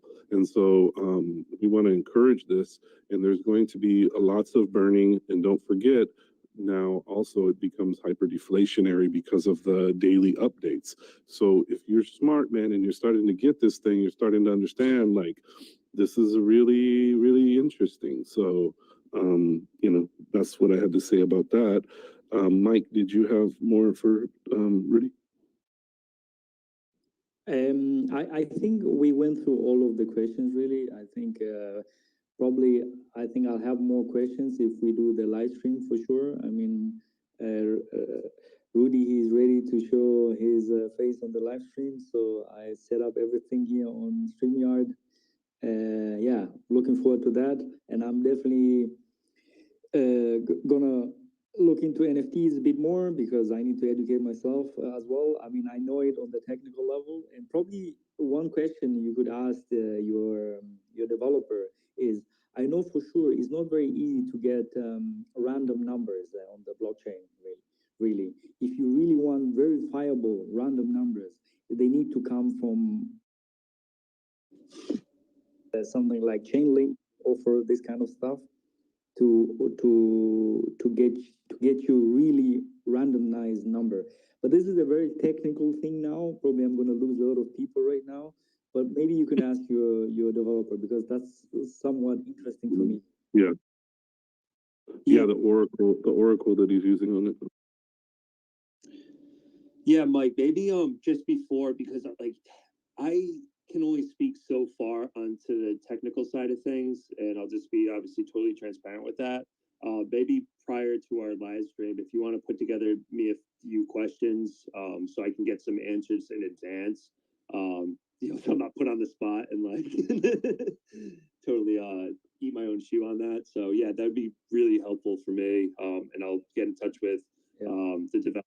And just to give you guys like an overview, like as far as like the team goes, like I'm working with a developer that I've built a relationship with in the space. Also, I brought on board an artist that's helping me, and I have one of my friends. He's a friend from in real life. He actually kind of like got me into crypto. He's kind of helping out with moderating the community Telegram. So that's pretty much it right now.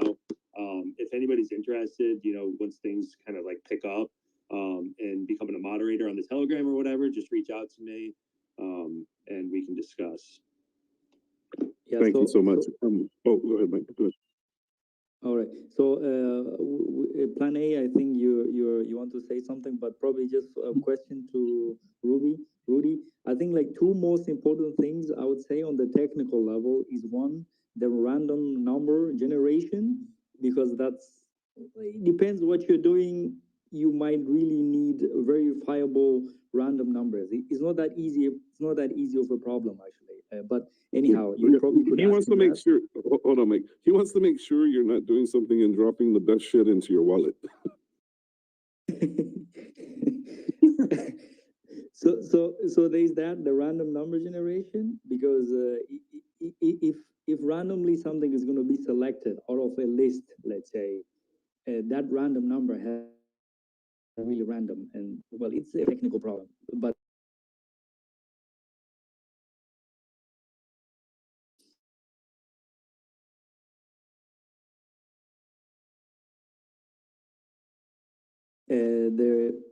how you gonna save like those pictures, let's say.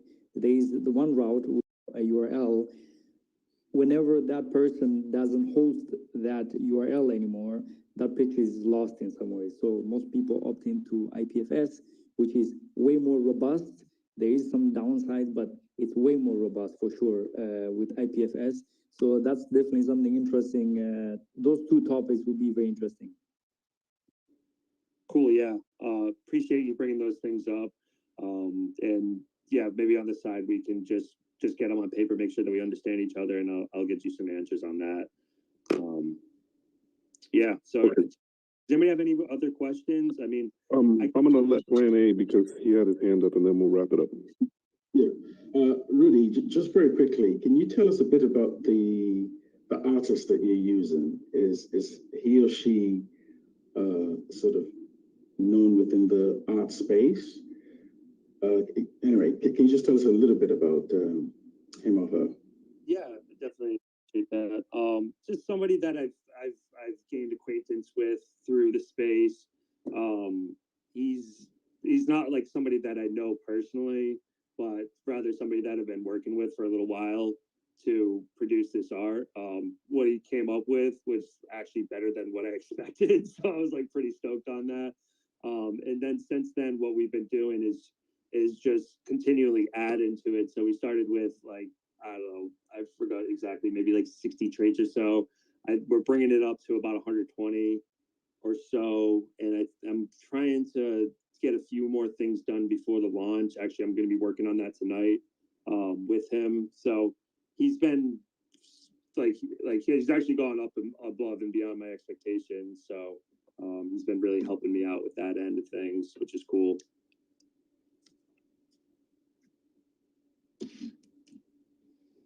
Cool. Okay. Is that it, Plan A, for you?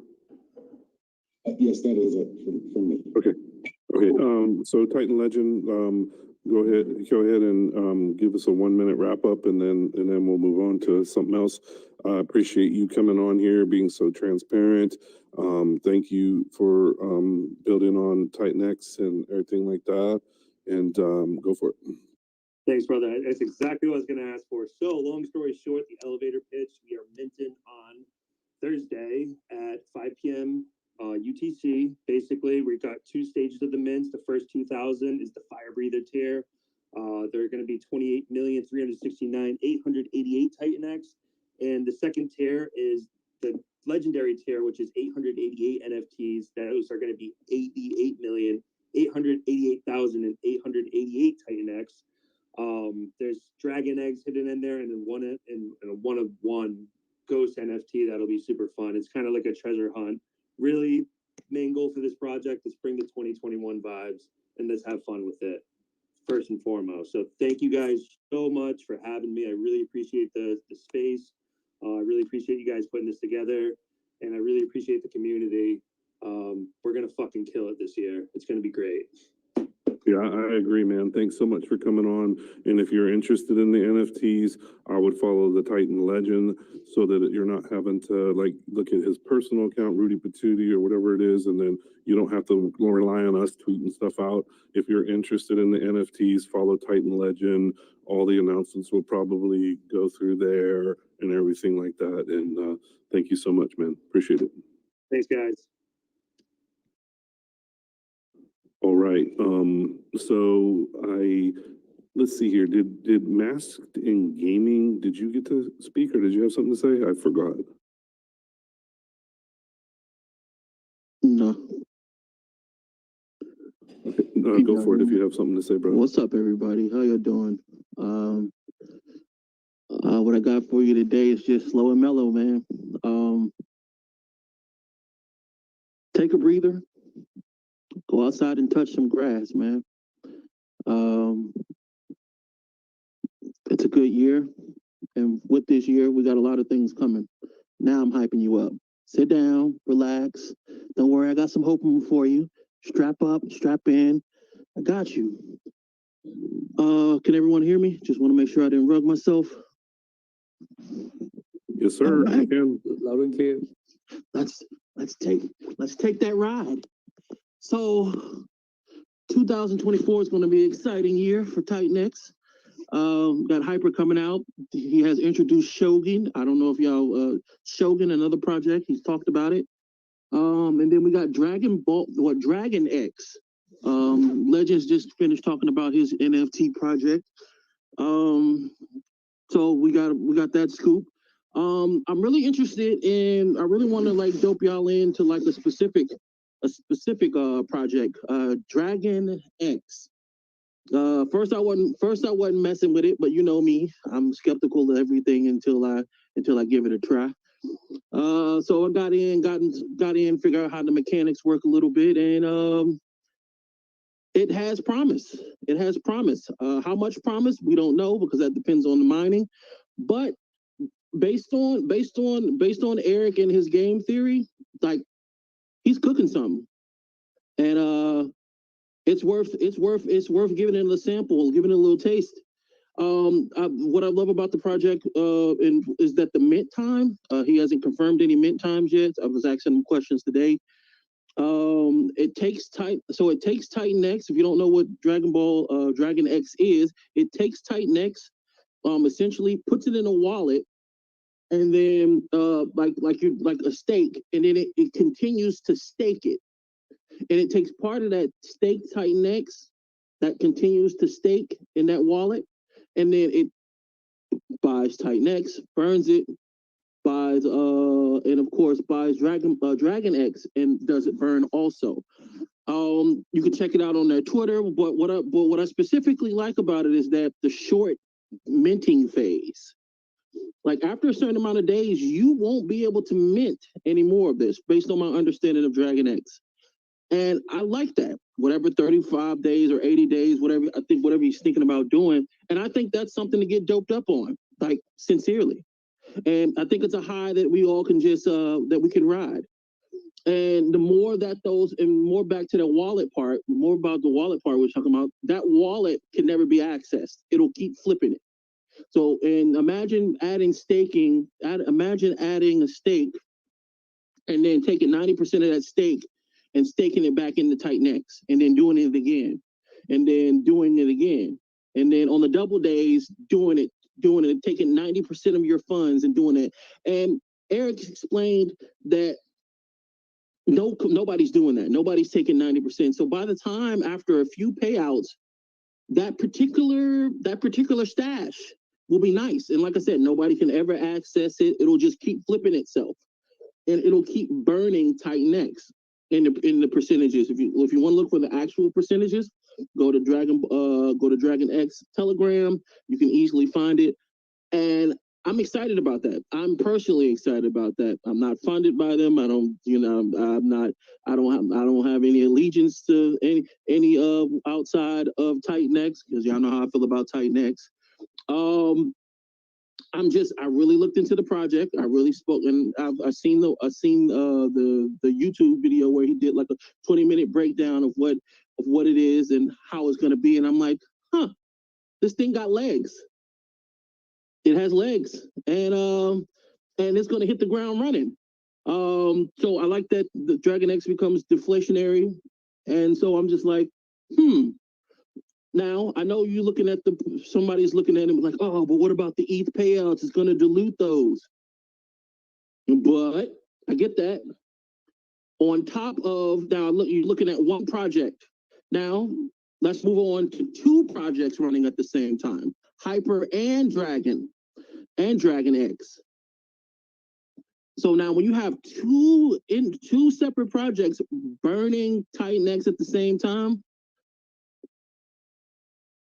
why are you worried about ETH? Why are you worried about payouts? Because it's going to dilute it so much that it's going to be like, well, it's going to undilute it so much that your ETH war is going to be more because the more it's going to burn. And so you have two projects, and that's just two projects. If a third project comes in, do you have that money to split that way? And then the amount, I don't know if y'all have heard, but the amount of TitanX that's coming out within the next couple of days is a lot. From what I hear, it's a lot. And we're going to need more projects to burn that TitanX so our funds and our bags can get up. So this is the particulars of the specific thing I'm looking at right now. Is DragonX. I've seen Jake go into the chat. He's talked about it. So I think he has I think Jake kind of is messing with it also. So don't just take my word for it. And that's what it kind of threw me off a little bit. I was like, why is Jake in this chat? Like, what's going on there? I said, is it worth actually looking at? Then if Jake's looking at it, then I gotta give it a peek. You know what I mean? Gotta try, give it a little taste, get a little, get a little bit of it. And so Jake was in there and he was talking about it and he was going through the specifics and how he likes specific things about it. Of course, this is not financial advice. It can all nuke and it can all go to zero. It can all go to zero. We could all be shit out of luck. All our money could be lost. I like your excitement, man, and I thank you for bringing it up and talking about it a little bit. And it's going to be an exciting time. There's no question in my mind. I mean, this is my third cycle. I don't know, third, fourth. I don't know. I got in 2015. I'm more excited than I've ever been. I gotta say, I've been on some projects, and I'm not just saying it, man. I mean, TitanX is the most exciting project that I've ever looked at or been involved in. We're ready. Yeah, and there's going to be burning going on, and have a long-term mindset. And in crypto, that's how long a year, but have a long-term mindset, and outside of just straight rug pull, man, give these people a chance, man. Do your thing. Everyone has their own mind. We're all adults here, and it's your money. And certainly I don't think DragonX a rug pull. I think there's some great things about it, and there's some great things about Helio. There's some great things about Titan Legends, NFTs, and there's the great part about it is, man, there's 15 options, y'all. Get in what you think is good and get in there.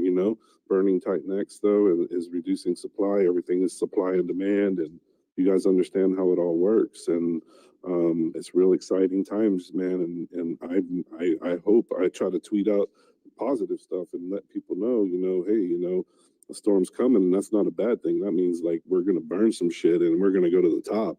And people can talk all they want to talk, man, and the numbers make sense. You can't argue with data, and you can't argue with tokenomics and economics and how things work. I'm going to let Crypto P speak in a minute, but Adam had his hand up. Go for it, man. And hey, thank you, brother, for speaking. And I like your excitement and enthusiasm, and thank you very much for coming up. And please, if anyone else wants to speak, we want to hear from as many people as possible. This is not my community, Jake's Plan A, or this dude that just talked. It's all of us, you know. And I love that we can have banter, or we can talk and have discussion, and all come out and still be brothers and sisters in the thing, because that's what we need. And generally, overall, I love that TitanX is a positive space. Do I get unhinged a little? Sure I do. Does anyone else? Yeah, sure we do. But at the end of the day, we have one common goal, that is to build TitanX up and to make personal wealth, to gain a little, you know, maybe some friends or some community, and to have fun. What we need in this life, and especially in this world today, is super uber fucked up.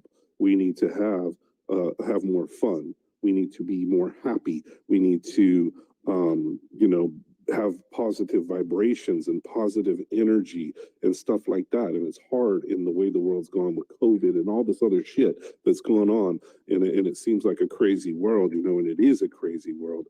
But you know what, man? There's a lot of love in TitanX, and I got to say that, man. And even if people don't get along to a degree, it's not like, you know, crazy. And so I really love this community, and I do, and I love people with opposing views.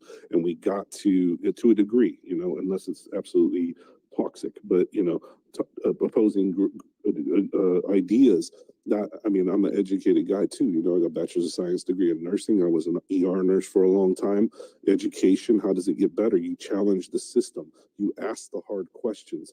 That's what research is. That's what all these things are. That's how we've progressed as a human race, as human beings, by asking hard questions and looking for the answer, by having a hypothesis and testing it, the scientific approach.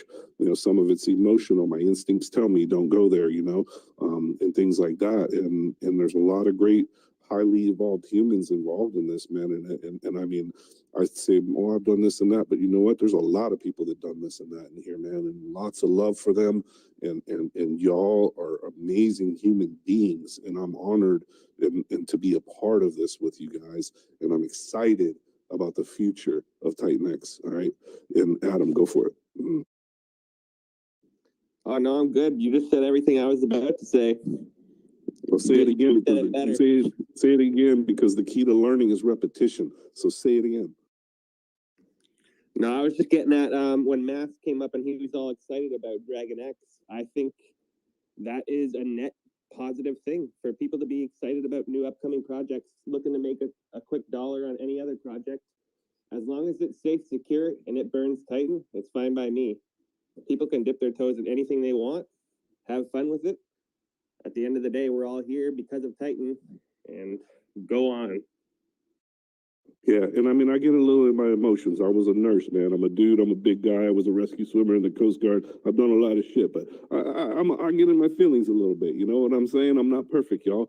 I mean, I try hard, you know, and I care sometimes too much about certain things that might not be as important to other people, you know, and I apologize if I offend people. But for me personally, sometimes I talk my shit, and that's how it is. And then people be like, "Oh, he's knowledgeable and he knows all this stuff," but sometimes he talks his shit. So that's just how it be. You know what I'm saying? Sometimes we just talk our shit.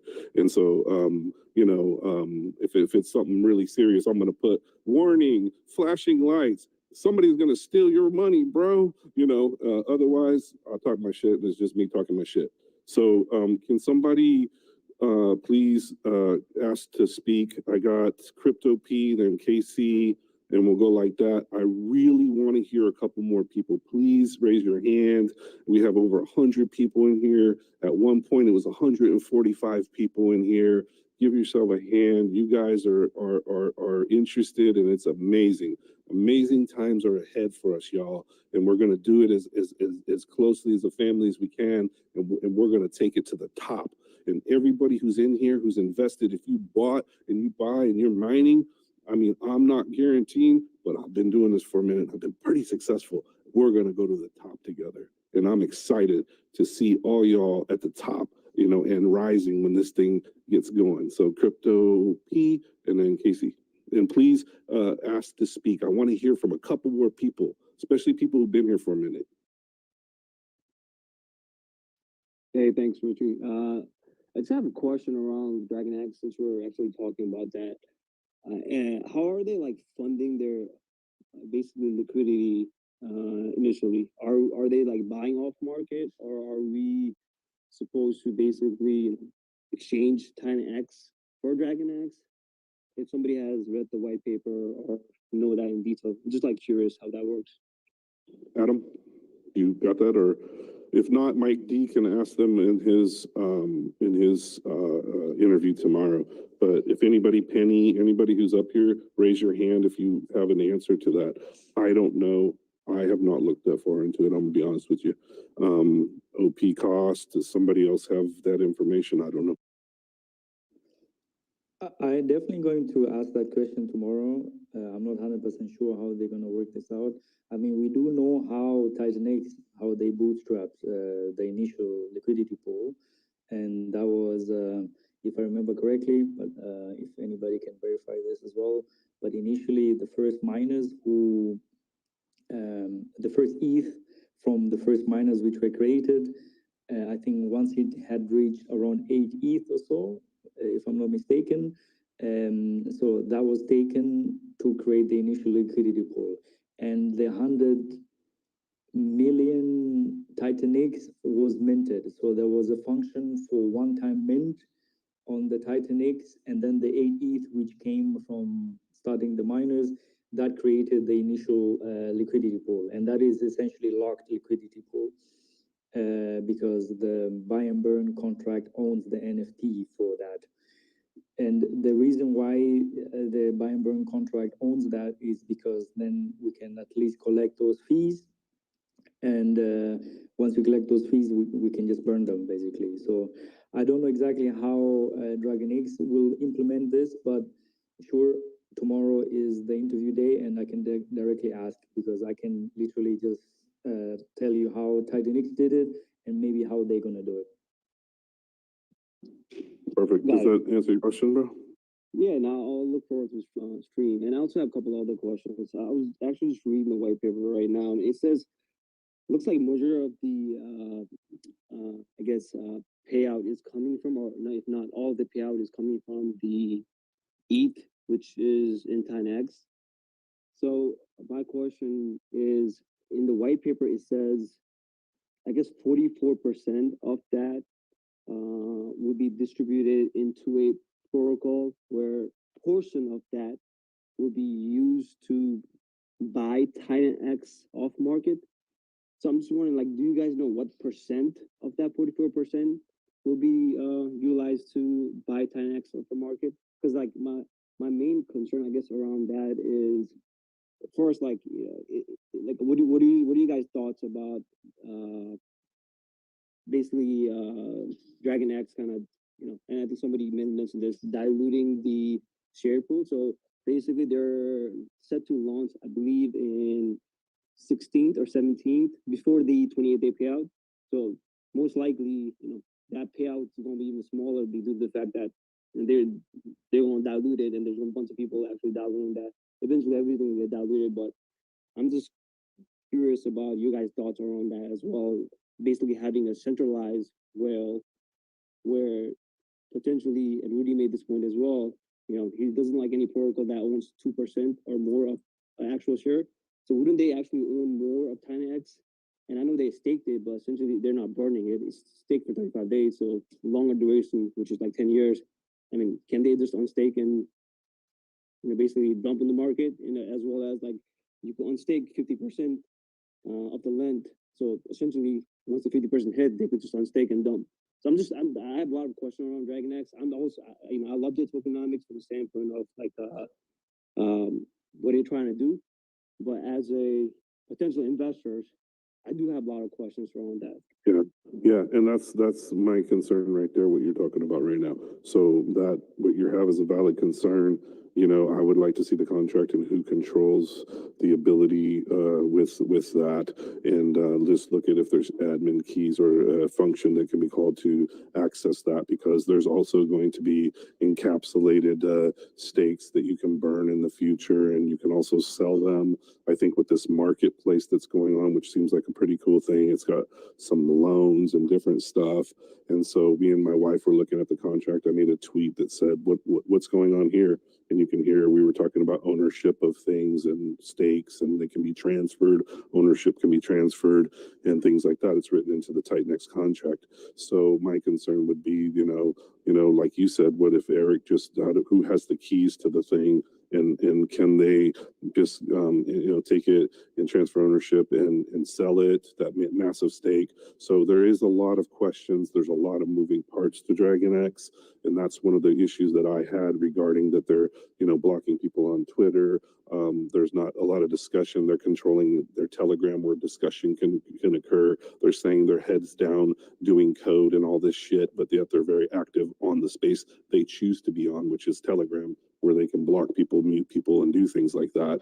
I prefer to see them on something like this right here, where we can ask them direct questions, be on Twitter, where everyone can see what's going on. So for me, it's a no, because there's so many moving parts that are unanswered, and it's going to be hard in 4 or 5 days to get those answers. So for me, you are asking some very good questions, and until those questions were answered, I'm concerned that there's a lot of economic energy being quote unquote trusted into somebody's hands until I see the contract and know that it's immutable. Yeah, and I mean, my main concern is around TitanX. I've been like, I've been investing in TitanX for over 2 months and such, and I'm heavily invested in it. I don't want this to impact TitanX. Like, for instance, if you look at a lot of the YouTube videos, like a lot of the YouTube videos are centered around mining, and then as well as more on the ETH payouts, right? And that's the marketing tactic. Like, you know, I tell my friends as well, hey, you know, the ETH payouts are really great. So they're really lucrative. You need to mine, you know, buy off market, whatever you need to do to kind of stake. But like, if staking is right now essentially being diluted heavily in this earlier stage, like, what are we marketing within TitanX right now? Are we just saying, hey, you know, just hold TitanX and maybe the price will go up sooner than later? It's just like, and on top of that, Jake also said initially he was like, the reason he turned the buy and burn not off, but switched it from 30 minutes to 60 minutes was due to the fact that he wants like organic buys and sell, right? So now you have DragonX coming in and actually having non-organic buys off market. Essentially, I don't know how that falls within what Jake was saying initially as well.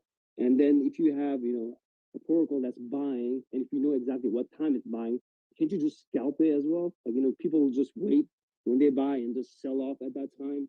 And then how does that actually help the price appreciate when you have more selling pressure, right? And then another point is when DragonX is saying, hey, you know, we'll create more short-term miners. Well, essentially, when you create more short-term miners, you're creating additional supplies that come into the market for TitanX. And when additional supplies comes to the market, there's going to be more selling pressure. So it could be, you know, yes, the price might go up, but also there might be a lot more selling pressure.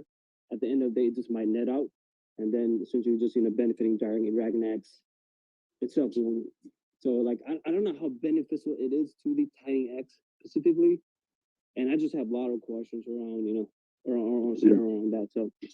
Yeah, and that's why, you know, I say what I say, but the flip side is, you know, the dev blocked me. I don't know him. I don't know why. And you know, and they're not active on Twitter, or they're not on these spaces, and we can't ask questions. And when you have lots of levers, it's a lot harder to see. And this was my concern in it. And that's what I'm going to say about it, because there's, you know, and you know, if you can't simply, you know, you got to be able to simply explain it and to a degree in a nutshell.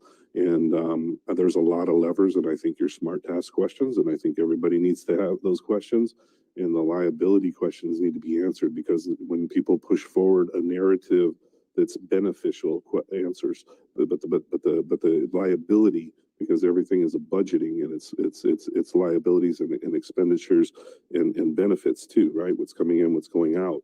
And we need to know also not just, oh, look, guys, here's the shiny thing and this is what you get.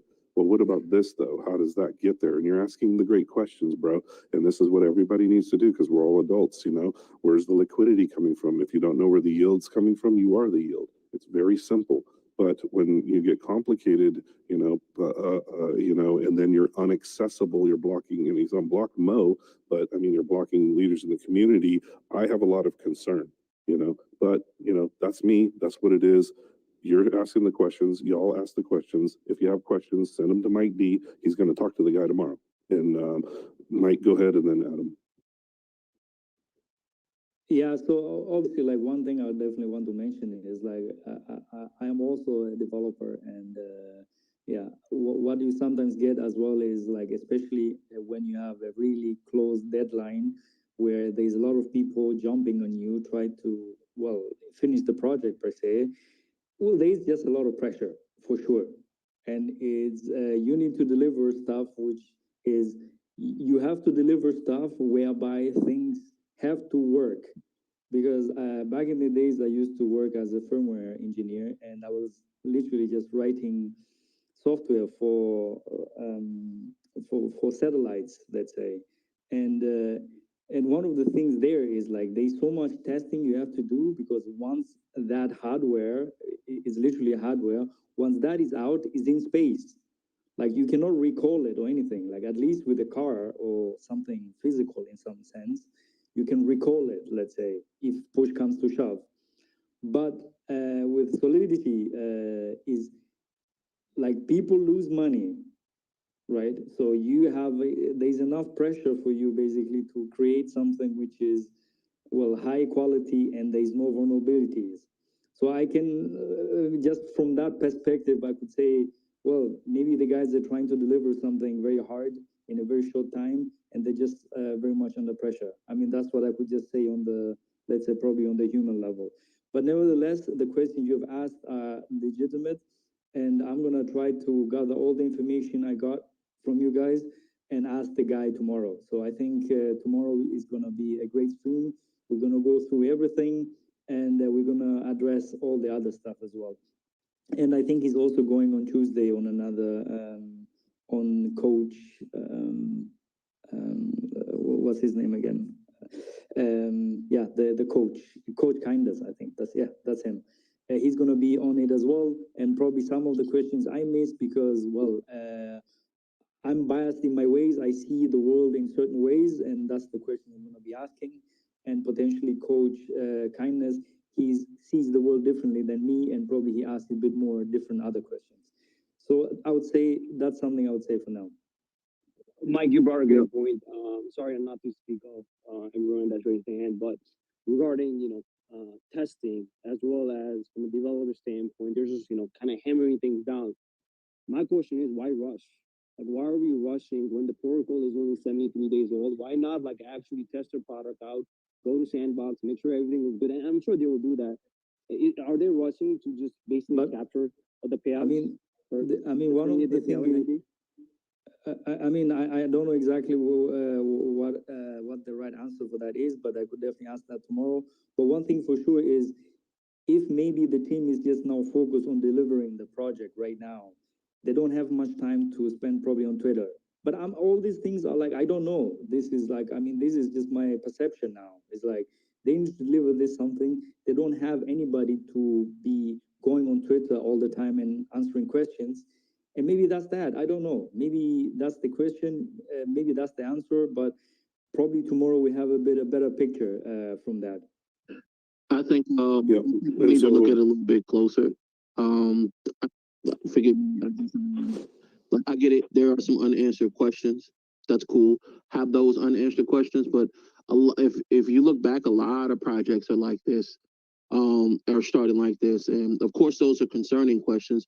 Always be cautious, always like know what you're getting into, but at the same time, like you said, you understand they are developers and they are on a deadline, and when you have, from a developer standpoint, I'm trying to create something beneficial for the community. I'm passionate about this. I love this project, and then I have people that's coming in, and this is just from a developer side.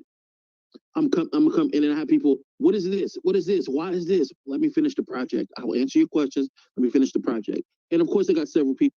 Yeah, but hold on, but you're asking people to put millions of dollars into it. So but hey, listen, I'm gonna cut you off right But here. also, you have to understand that from a developer, But listen, no. Hold on. I'm muting him because listen, we're gonna follow order in here, man. And when people have their hands up, we're going like that, bro. That's not how this is gonna work. All right. Everyone says their piece. I'm all for it, but we're on mute right now. We all have our ideas and opinions. All right. He said his. I understand. Let's go in order though. And so people have their hands up. Let's run it like that. And I think Adam is next. I just want to let you know, you interrupted me, but go ahead. Okay.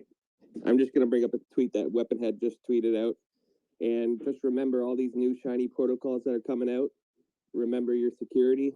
Best practice is to make a new fresh wallet in order to get any of these new protocols. Allocate your TitanX to the brand new wallet with a new seed, and then dive in if you want. Just make sure that you're safe. 100%, man. And so, regarding that, you know, there's two good sides to it. Everyone needs to do their due diligence. I'm gonna leave it at that as far as any protocol goes. And Penny, go for it. Yo, what up, guys? Can you hear me? All right, yes, so sir. yeah, I just wanted to touch on just the Hyperloop aspect of what this environment could potentially turn into. So just an example, I came from Zen, and Zen was built just by itself, and Jack Levin pretty much said, you know, whoever wants to build anything on top of it, you know, you have free reign to do so as long as it benefits Zen, right? And so Zen had a very similar start. People were making a lot of money with short-term miners and selling them, very similar to how we started off in TitanX. And then just the inflation just took over, and it was just a downward spiral from there. And then DBZen came into play. So DBZen was a protocol. People don't know what DBZen is. It's essentially you burnt Zen for this token that had a capped supply called DBZen. And then by staking that DBZen, you would get a native drip of whatever chain it was on. So they had it on Ethereum, they had it on Polygon, they had it on Avalanche and Pulse Chain and all types of stuff. So you would essentially get the native drip or whatever token of that chain that it existed on. And when that was built, so much Zen was burnt for this protocol that Zen did a 12 to 13x out of nowhere. Like we're talking like we were downward spiral, 99% down. It was just kind of hopeless, you know what I mean? And then all of a sudden this one protocol popped up that burnt trillions of Zen. And so with the environment that we're about to enter into, with all of these projects being built on TitanX, with the math that TitanX has within the protocol, with it being a 55,000x in the long run, that has nothing to do with the projects that are potentially going to be built onto it. And so, just like what was already said, like anything that burns TitanX is beneficial for the community, but you just have to be careful, obviously, because just referencing back into what happened with Zen and DBZen, DBZen went from 0 to all the way up to about $100 a token, and people were in substantial profit, and everyone just thought it was going to keep on going up and keep on going up, and then it crashed, and now it's under $1 right now.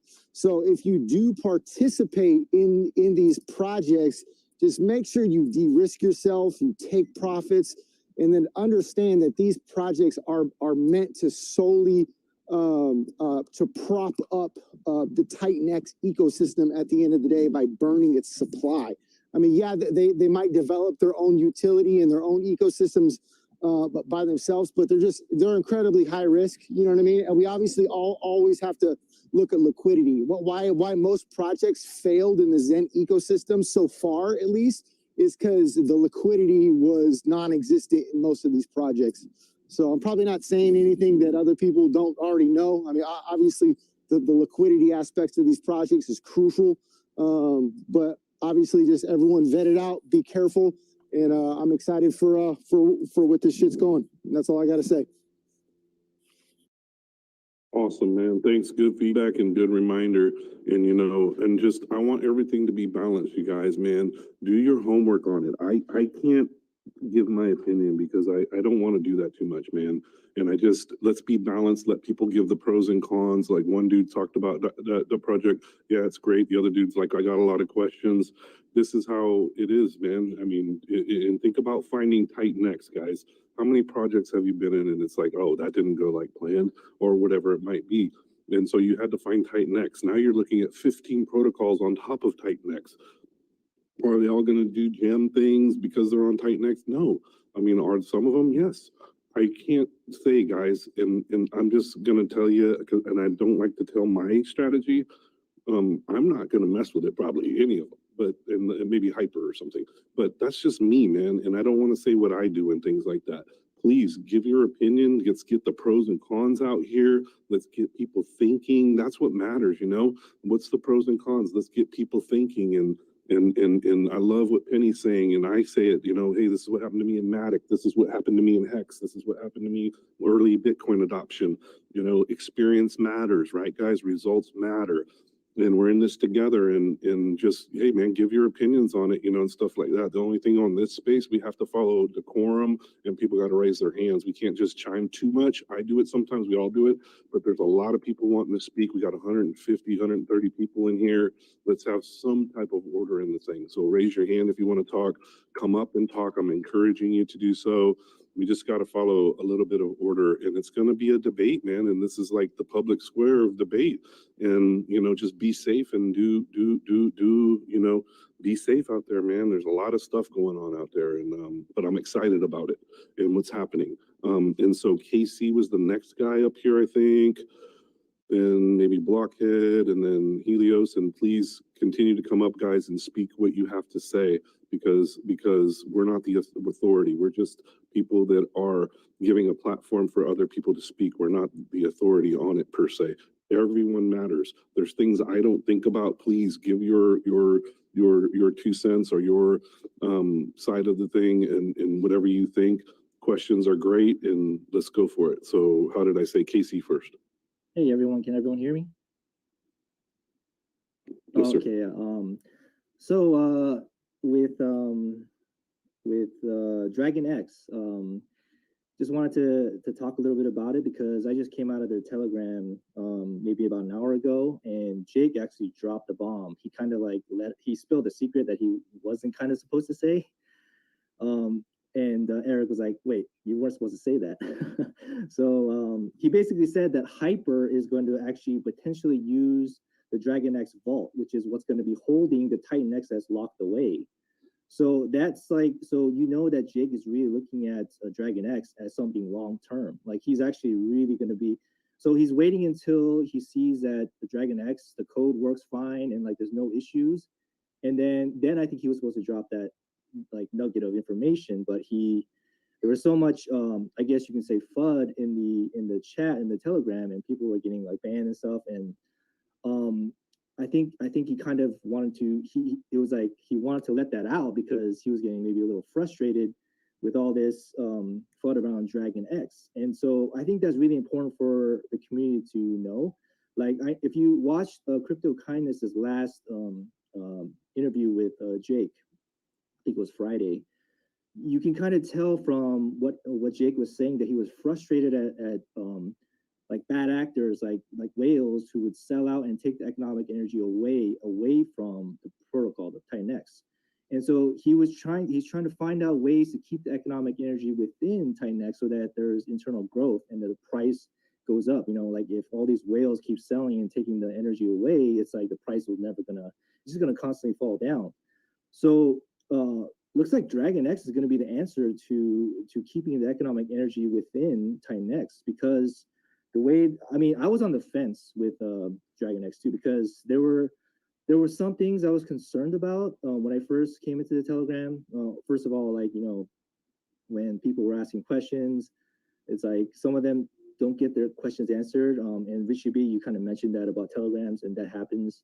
And I think it is rushed. It's definitely rushed because they haven't even updated their latest white paper, but Eric did say that he is going to update it by today. So hopefully that kind of answers some more questions. But I do want to say, don't fade DragonX, because it's going to be like an earthquake in the whole protocol. And the reason why was very, like, it was explained very well by Marco the Hexagon when he joined the conversation. After all the people were asking the questions, he was basically equating DragonX to being the God Whale or Richard Hart. It could end up being that big if it works out on the 18th. So their launch date is basically the 18th. That's what Eric had mentioned, and they're actually targeting about anywhere from 100 billion to 3 trillion TitanX being swapped for DragonX, like by 18th, because they're trying to capture that economic energy of the 28-day payout and the 90-day payout.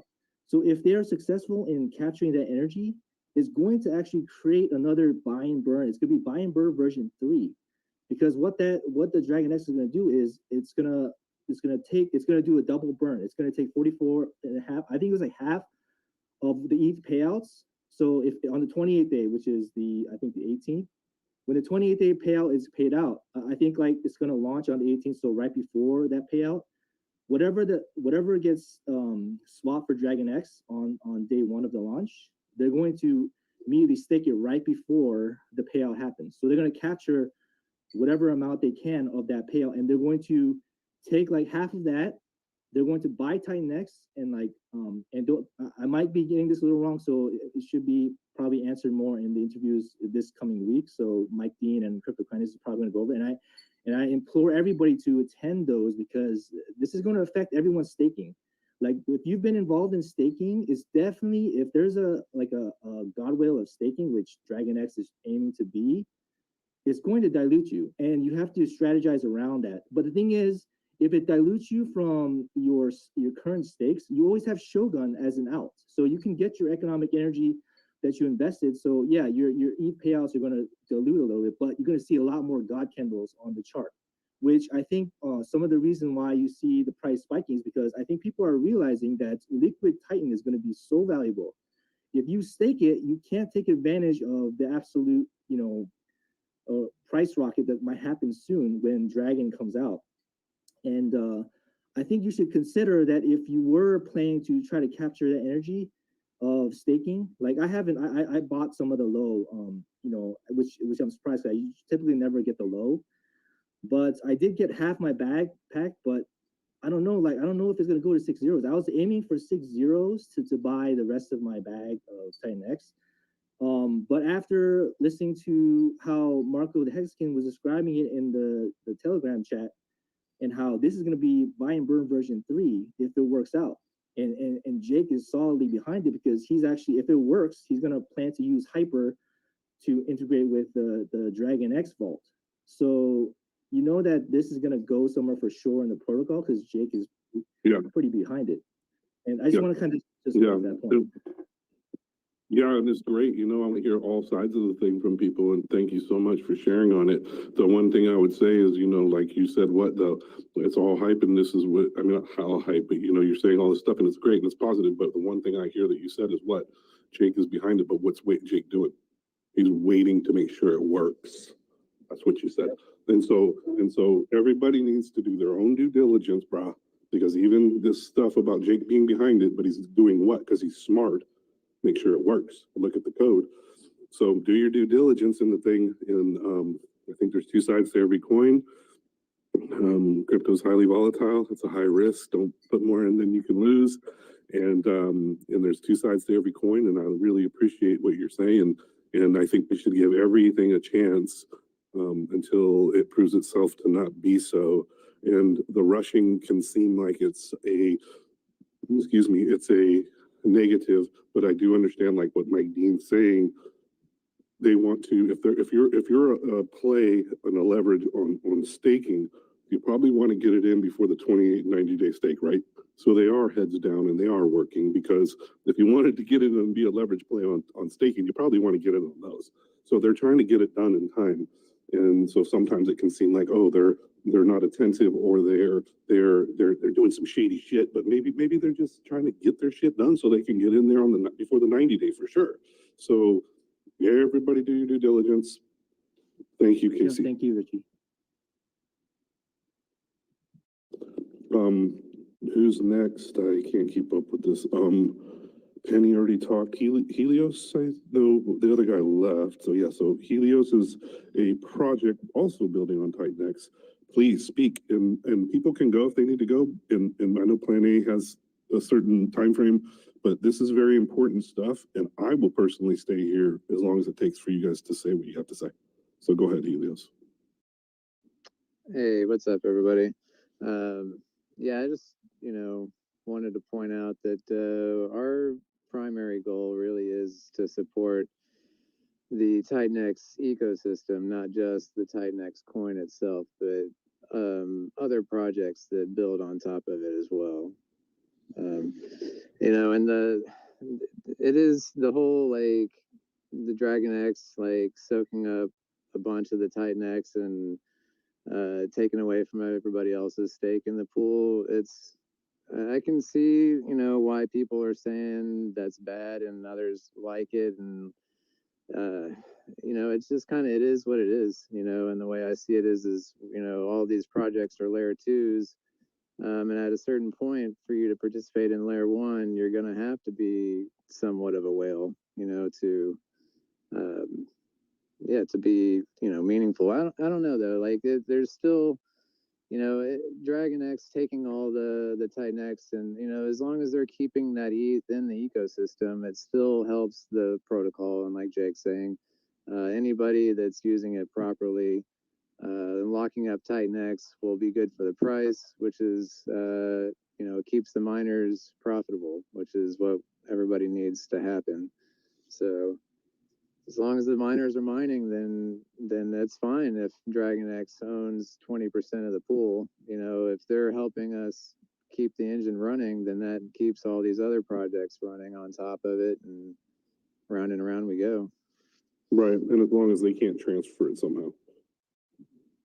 Yes, that is true. I mean, obviously, smart contracts need to be audited and vetted and all that type of stuff, which just point out we aim to do, Yeah, can you just, I know you probably didn't come on here for this, but I liked your protocol actually, because it's simple, and sometimes that's better for my mind. But you guys, burning, can you give a 1 minute on your project if you don't mind?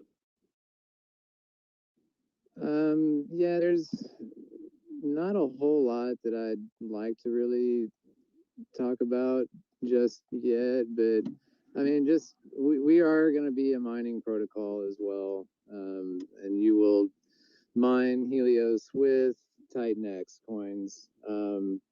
I do really like the mining and staking aspect. That's what all, the whole, what do you call it? The game theory mechanics, I think, are just amazing. So we're going to implement something very similar to that. Just, and along the way, there will be perpetual burn. And like I said, supporting the entire ecosystem. Beyond that, I'm trying to think what else. You have percentages of burns. I think you might have already mentioned those in your tweets and stuff like that. And just like 1 minute, and then we got to get to, there's a lot of people that want to speak, but I'm giving you a chance to say anything you want. I mean, you don't have to pitch it. I was just wondering about like just factual burning or anything like that. Yeah, I'll say, yeah, when you mine Helios, currently it's around, you know what, I'm not gonna, yeah, the percentages are not. Okay, we can wait. There's no pressure, bro. There's no pressure. Thank you for coming on and talking though, and giving your opinion about the ecosystem and stuff like that. Thank you. Yeah, thanks. I just wanted to point out though that like all these projects, even if 7 of them are duds, 3 of them will do something. But the primary thing is that we're not really competing with each other, aside the fact of like how much TitanX can I burn over the other protocol. But really, this is a team, game here, and the more protocols that join and build on top of it, it's just beneficial for everybody. But Yeah, I agree. I agree. Yeah, and thank you very much for coming on here and giving your input on it. Blockhead, go for it. Yo, what's up, man? What's How up? you guys doing? What's up? Hey, well, guys, thank you for answering my questions about 3 weeks ago when I first got in this thing. The growth is crazy. The adoption is crazy. It's been a fun little ride the past 3 weeks.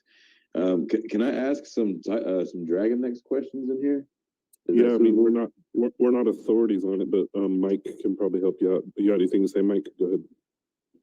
Well, like, I mean, that bump today seems like it came off the news of DragonX. Seems like since DragonX is coming before Hyper, it's getting the most attention at the moment, which is pretty neat.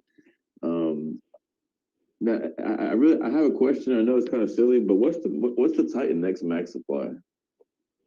It's no max supply, so it's going to be based on how many people participate and during the minting phase. So, but it is hyper deflationary over time, so it's less and less and less. And at some point, there's going to be, because of the buy and burn alone, not to mention the other protocols building on top of it, there's going to be a deflationary period. So it sounds crazy. So it doesn't have a max supply, but it doesn't have twice as many happenings or 4 times as many happenings. Well, I think they go on perpetually because of the way it works. But Mike could speak on that. Okay. Yeah, so I mean, as Richie said already, there is actually no max supply per se. But one thing for sure, if you look on, I'm actually showing it on live on YouTube as well. There is a miner cost to start a miner, right? And that miner cost goes up every day. So I mean, initially, right at the beginning, it was 0.2 ETH, and we are currently sitting on day 80 at 0.21 ETH.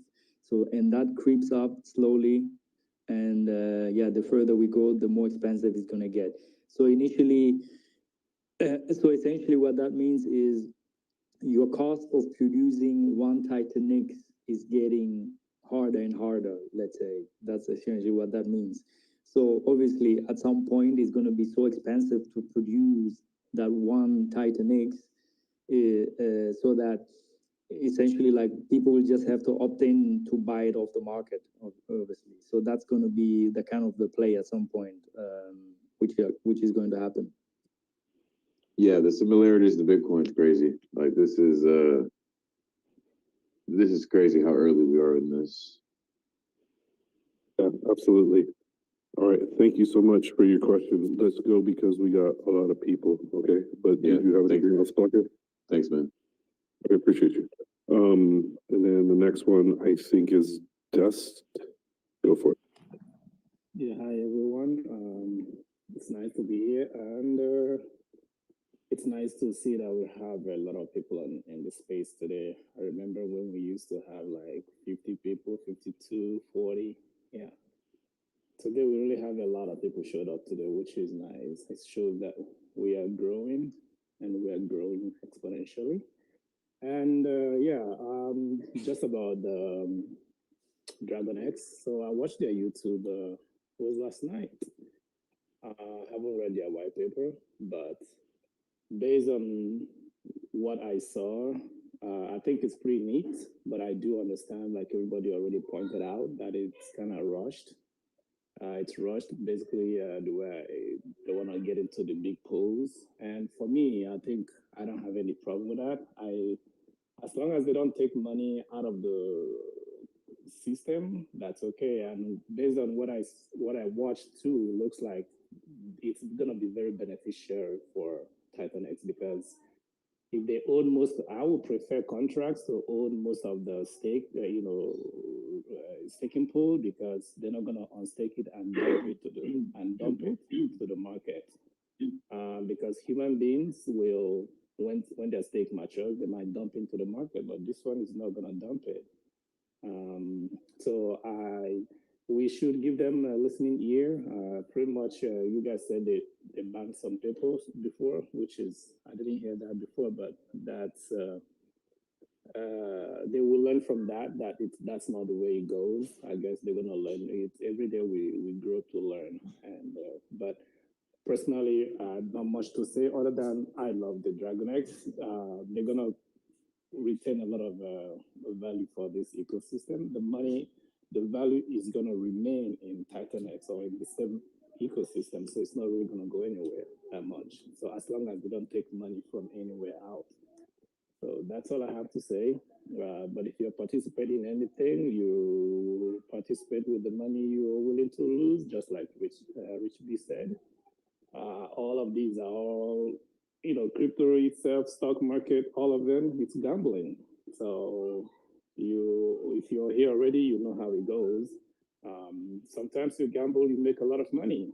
Like we gambled with TitanX from the beginning, we made a lot of money. We're still making a lot of money. I claimed yesterday, I claimed my TitanX last night, still made 2x plus, so it's still very profitable. So yeah, if you're playing, you play carefully and try to do like calculation, try to do your research and know what you're getting into. It's as simple as that. Thanks, everyone. Great. Thank you for coming up and good advice, and thank you for your input on it. Mr. Nutty, go for it. Oh, wait 1 second. Hey, if you want to speak, go ahead and start requesting, because we do want to hear from everybody that wants to speak. Please put your opinion on it. If it's about TitanX, whatever it's about, and we want to hear from you, and we want to hear your opinions on things. So go ahead, Mr. Nutty. Rich, thank you. Yeah, I just want to say DragonX, the core problem that it's trying to solve is great. DragonX in itself is a good project for the ecosystem. There are details around which we all have questions around, which is great, and we should continue to question those. So by no means I'm bashing on DragonX or any of that sort. I think the idea is good, and Jake is in it as well. And although Jake is in it, I want to make the point that we shouldn't just blindly trust Jake just because Jake is in it, right? We should be questioning everything regardless of, who it is. But ultimately, the question I wanted to kind of propose to you guys is that they're trying to solve the lack of reinvestment problem within the ecosystem, right? And so they're doing that by overtaking the entire staking pool. And my question is, how did they determine that overtaking the entire staking pool was the answer rather than a majority percentage, so that it still leaves the community to earn staking rewards, at least a chance for the community to earn staking rewards as well. And so really, I just wanted to ask that question to have people ponder on that thought, not necessarily to promote FUD or anything. Is all of these are questions to understand the thought process around which they have made their decisions. And ultimately, I wanted to address that here as well.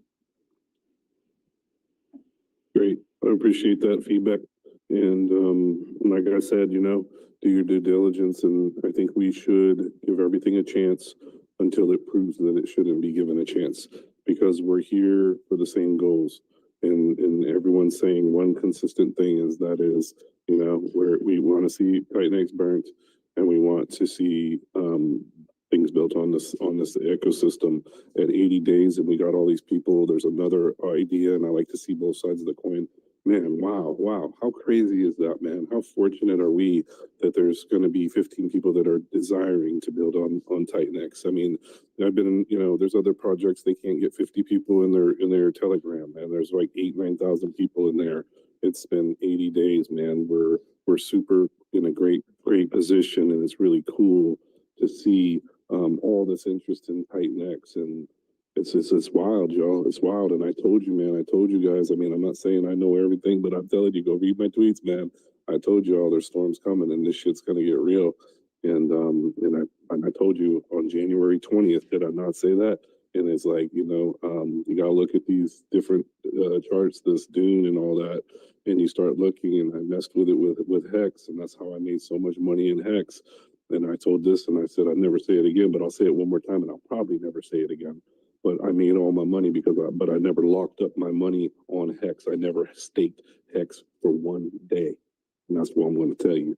And so, but I did pay attention to when payouts came and what people were doing with their economic energy, and that's how I was able to win. So pay attention to all this, and there's more than one way to win. And even if stuff comes out, there's going to be, like Helio said, there's going to be 5 projects that do great. Hey man, which one do I choose? I don't know, bro. I don't know. Just do your due diligence and protect yourself as much as possible. I do say, and I will say this because I do feel this way about it personally, I do trust Jake in this. And I made a tweet that talked about different things in crypto and 6 different things that matter outside. And they say, oh, it's a trustless system. That's all bullshit. Okay. The only thing that's trustless is the code. Outside of that, everything is trust, bro. You got to trust a lot of shit in crypto. So you better know who's who and what's what, because there is trust here, and it does matter. And people are influencers. You got to trust something they're saying. The founders, there is trust, and get that out of your head, because the only thing that's trustless is the code, and the code is part of it. Then there's a whole other part of it, and so I trust Jake. To a degree, obviously, I wouldn't be involved in this. And if he's behind something, he knows more than I do, because he has the roadmap in his head. He knows what's going on. There's other people I trust in this community, and I'm gonna watch them and what they're saying and what they're doing and stuff like that. So just do your due diligence and protect yourself, because there is, on the flip side, these people that are going to try to steal your money, whether that is passively or aggressively. There is bad people in crypto, and there's bad people in the world. And so let's keep on with this. I don't want to keep talking. We got lots of speakers. Keep coming up here. The verse, if you want to talk, come up here. We want to hear everybody that wants to speak. This is your project. This is our project. So, Mr. Nutty, do you have anything else to add? No, not really. I hope the ecosystem flourishes. I'm an early investor as well, and we are all here to kind of improve our financial situation, as well as maybe some are in the tech, but ultimately I appreciate the community that we have built here. Awesome, thank you so much. Gabby, it's your turn. Perfect. Do you hear me? Yes, we can. It's a little fuzzy, but yes. Okay, first of all, I want to say hello to everyone that's here on the group. Well, unfortunately, I see that we make from this X space, we make a Dragon X space, I'm going to say like that, because some of us, we are running out of voice on the Dragon X Telegram group. It's obviously that if it's a new project, we have a lot of answer, and if we get banned or muted just because we are asking for something, at least for me, it looks that it's not so fair. Richie B, and also I think it was Crypto, thank you for your opinion regarding the Dragon. I get muted today also on the Dragon Telegram group, because I was trying to ask something there, and yeah, one of the things that it's not about that I'm concerned, but I think it's just more like a misunderstood. A lot of people, they are saying that Dragon is actually it's burning TitanX, and actually it's not burning. It's not a buy and burning process. It's just buy and staking, and it's not the same, and it's totally actually just another thing.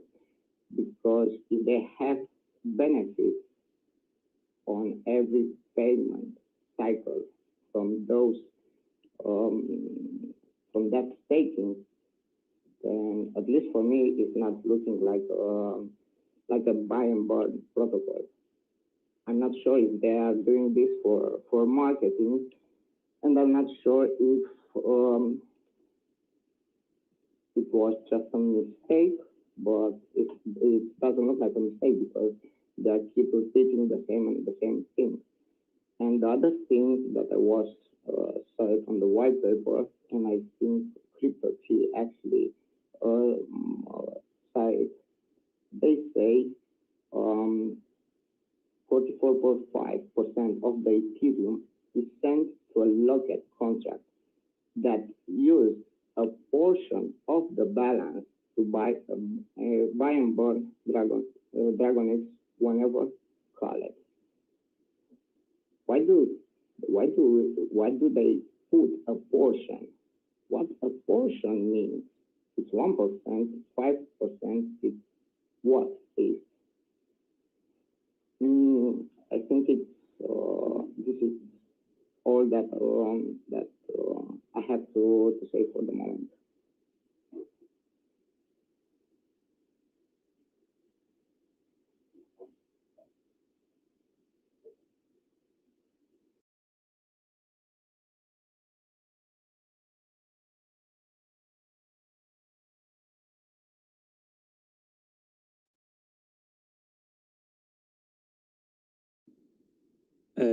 I don't know. It seems like Richie is out. Yeah. Oh, sorry. I was speaking with my thing muted.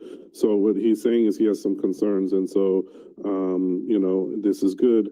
I think that there is trust. Obviously, I just said it in crypto. We trust influencers. We trust people who are going to be questioning these people, like Mike D, Crypto Kindness. They're doing AMAs. We just did one with the NFT project, and that people are going to ask some of the hard questions.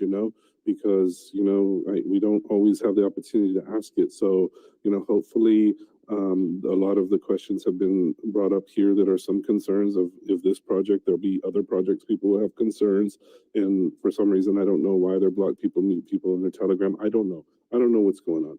But the key to what I'm saying about it is that Mike D's here, Crypto Kindness, all these people, the Verse, I think maybe Smooth in crypto, people are influencers, are there on YouTube, they're interviewing these people, and hopefully they'll ask them some of the hard questions, because we just don't know, you guys, and but please bring up your concerns if you have them.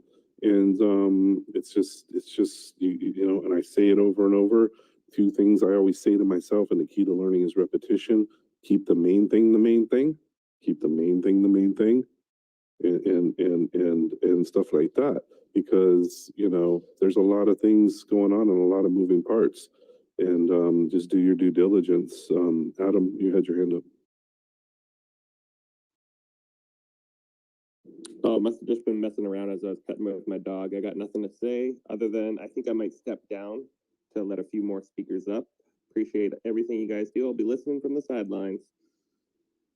Thank you. Mike? Sorry, I was gone for a second there. Oh, I just, do you have any input to say? And if you want to speak, please go ahead and request it or raise your hand or something of this nature, and we can get you up here. And we want to hear from as many people as possible. Hey, Richie B. What's up, Christy? What's up, Christy? Yeah, can you put me in line to speak again? Who is it? Oh, I don't know. Is anyone else waiting to speak? Oh, who is this? Yeah, Casey? this is Casey. Let me see if Mike has anything to say, and then let's go to you. Yeah, so I mean, one of the things with let's say Dragonix or so, I'm gathering all these questions, and some of the things, yeah, we're just gonna walk through tomorrow, pretty much from A to Z, as probably one of the interviews with Jake. It's kind of similar way. I think some of the people liked the way how I do the things, especially with the whiteboard, and people can see. Since I'm very visual learner, it's like when I read a text or something, sure, I understand it, but whenever I start drawing stuff, it just makes way more sense for me in my head. So obviously, I guess I'm not alone in this world in such a way, because when I started sharing all these visuals, and yeah, people appreciated it. At least they understood it a bit better. And at the end of the day, is like, well, we in crypto, it's a risk and reward. And I think one of the things I definitely want to do is I want you to understand how the system works, understanding all the risks which are included or which are part of the system, and then you have to come to your own conclusion if these risks are worth it for you to participate in a thing or not. Because that's all I can, like, I mean, that's my goal, let's say I want to, because that's my goal I do personally myself. It's like the reason why I'm looking at these kind of things. Normally all this kind of stuff I was just doing it privately for myself. I just happen to share it now on YouTube per se. And now, well, I have people who normally what I was doing is literally like do the drawings and then go on Twitter and search, well, either ask questions myself and then I get the answers and then I update my drawing, let's say. And initially for TitanX was just very similar. If you scroll through the TitanX Telegram, you would see me asking all types of questions. And I updated my drawings according to the questions I got, to the answers I got. And I did one of the first TitanX videos, I think, per se. And I went through the whole thing with the drawings. And yeah, that's how things started. And I'm going to do similar things to some of the projects which are coming out. And potentially you going to understand some of these projects a bit better. And probably some of those hard questions you guys have, they will be answered or just by actually explaining how things work, they will just be answered by doing so.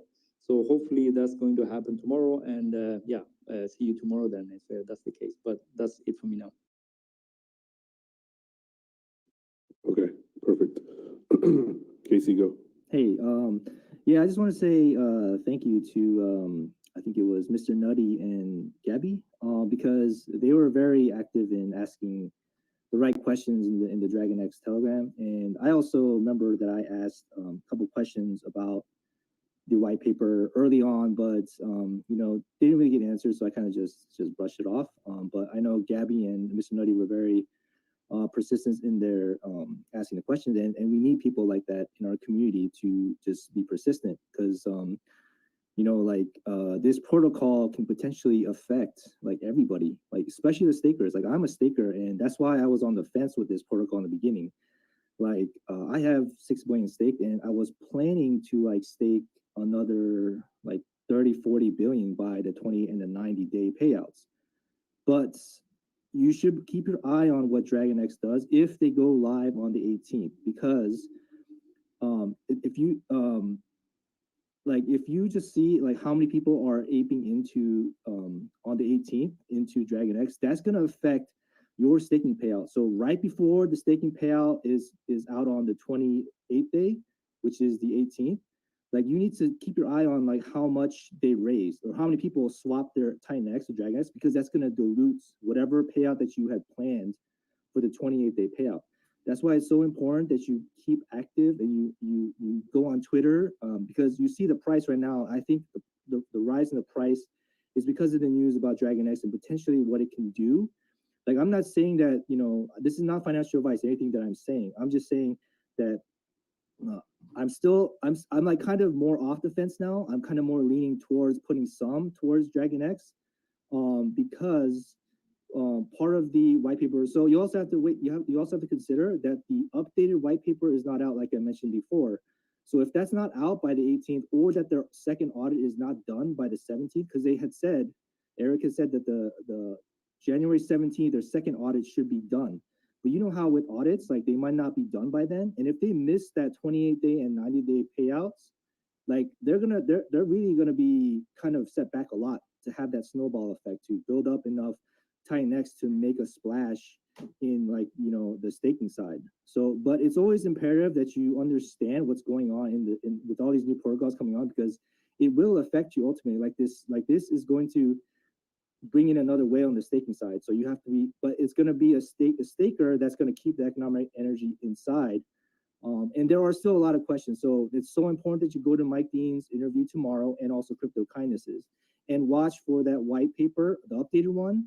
And if it kind of still doesn't have the information that, people were asking me about, or, it's definitely a red flag if you still have that. Like if they didn't update the white paper, within time of the launch. So there's still a lot of question marks. I just want to put that out there, but you just need to keep your eyes open, your ears open, just so that you protect yourself, that you protect your investments.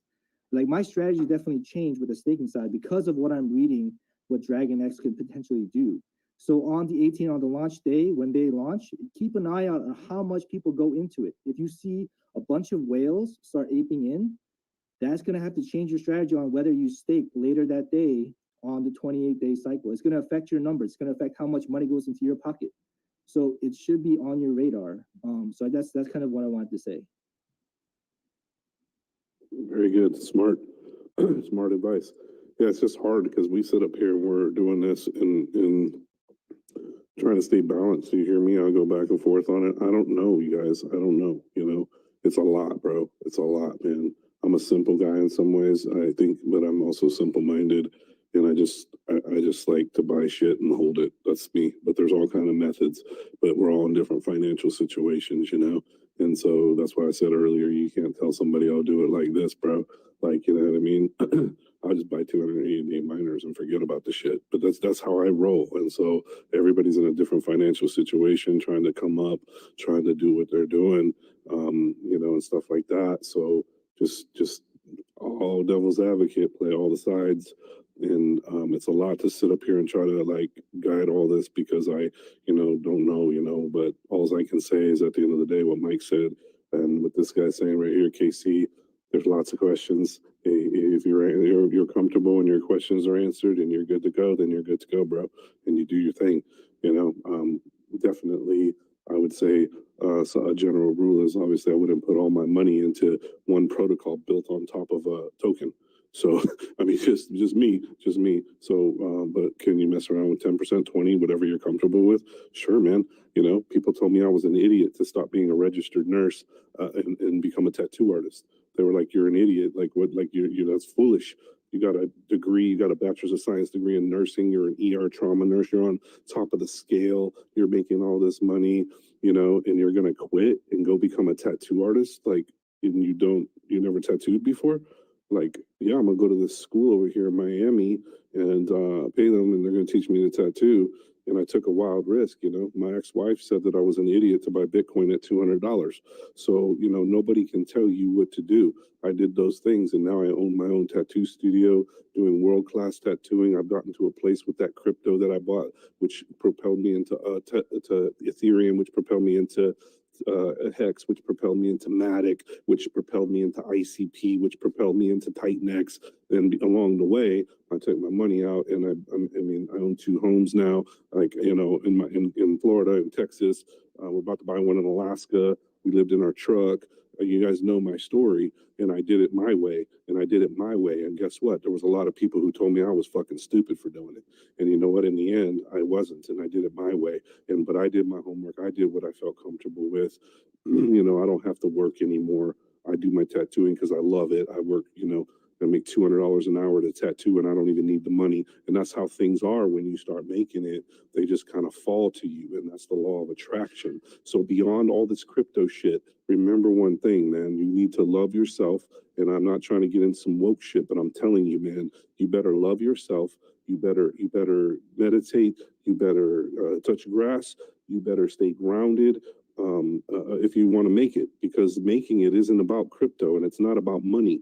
Because I'll tell you what, man, my wife is the gem in my life. Me and her lived in that truck, and me and her drove this whole continent, the whole country of Mexico. We had to take showers in gyms and things like this, and to have a relationship like that, and to have true love and to love yourself. None of this shit will make you happy, bro. I've had both of it. I've had nothing, lived in the truck, and now I never have to work another day in my life, and I own 2 mansions. I mean, I'm not bragging. I'm just telling you it's possible. But remember one thing. Oh, my God, do I buy TitanX? Do I buy this? Do I buy that? Do I buy dragons? Do I buy fucking cookies and nookies and fuckies? And I don't know. But whatever it is, bro, look, there's more to life than all this, man. Because if you get all that and just, I'm not a Bible thumper or everything like that. But if you gain the whole world, but you have not love, you've lost, bro. You lost, because it doesn't matter, you know, relationships with yourself and people that you can trust and love are what matters. And that's why I'm here, bro. I don't need any more money. I don't need any more money. I'm not here for money. Okay. I'm here to interact with y'all, to share what I did to get to the place that I am in life. And it's where most people want to be.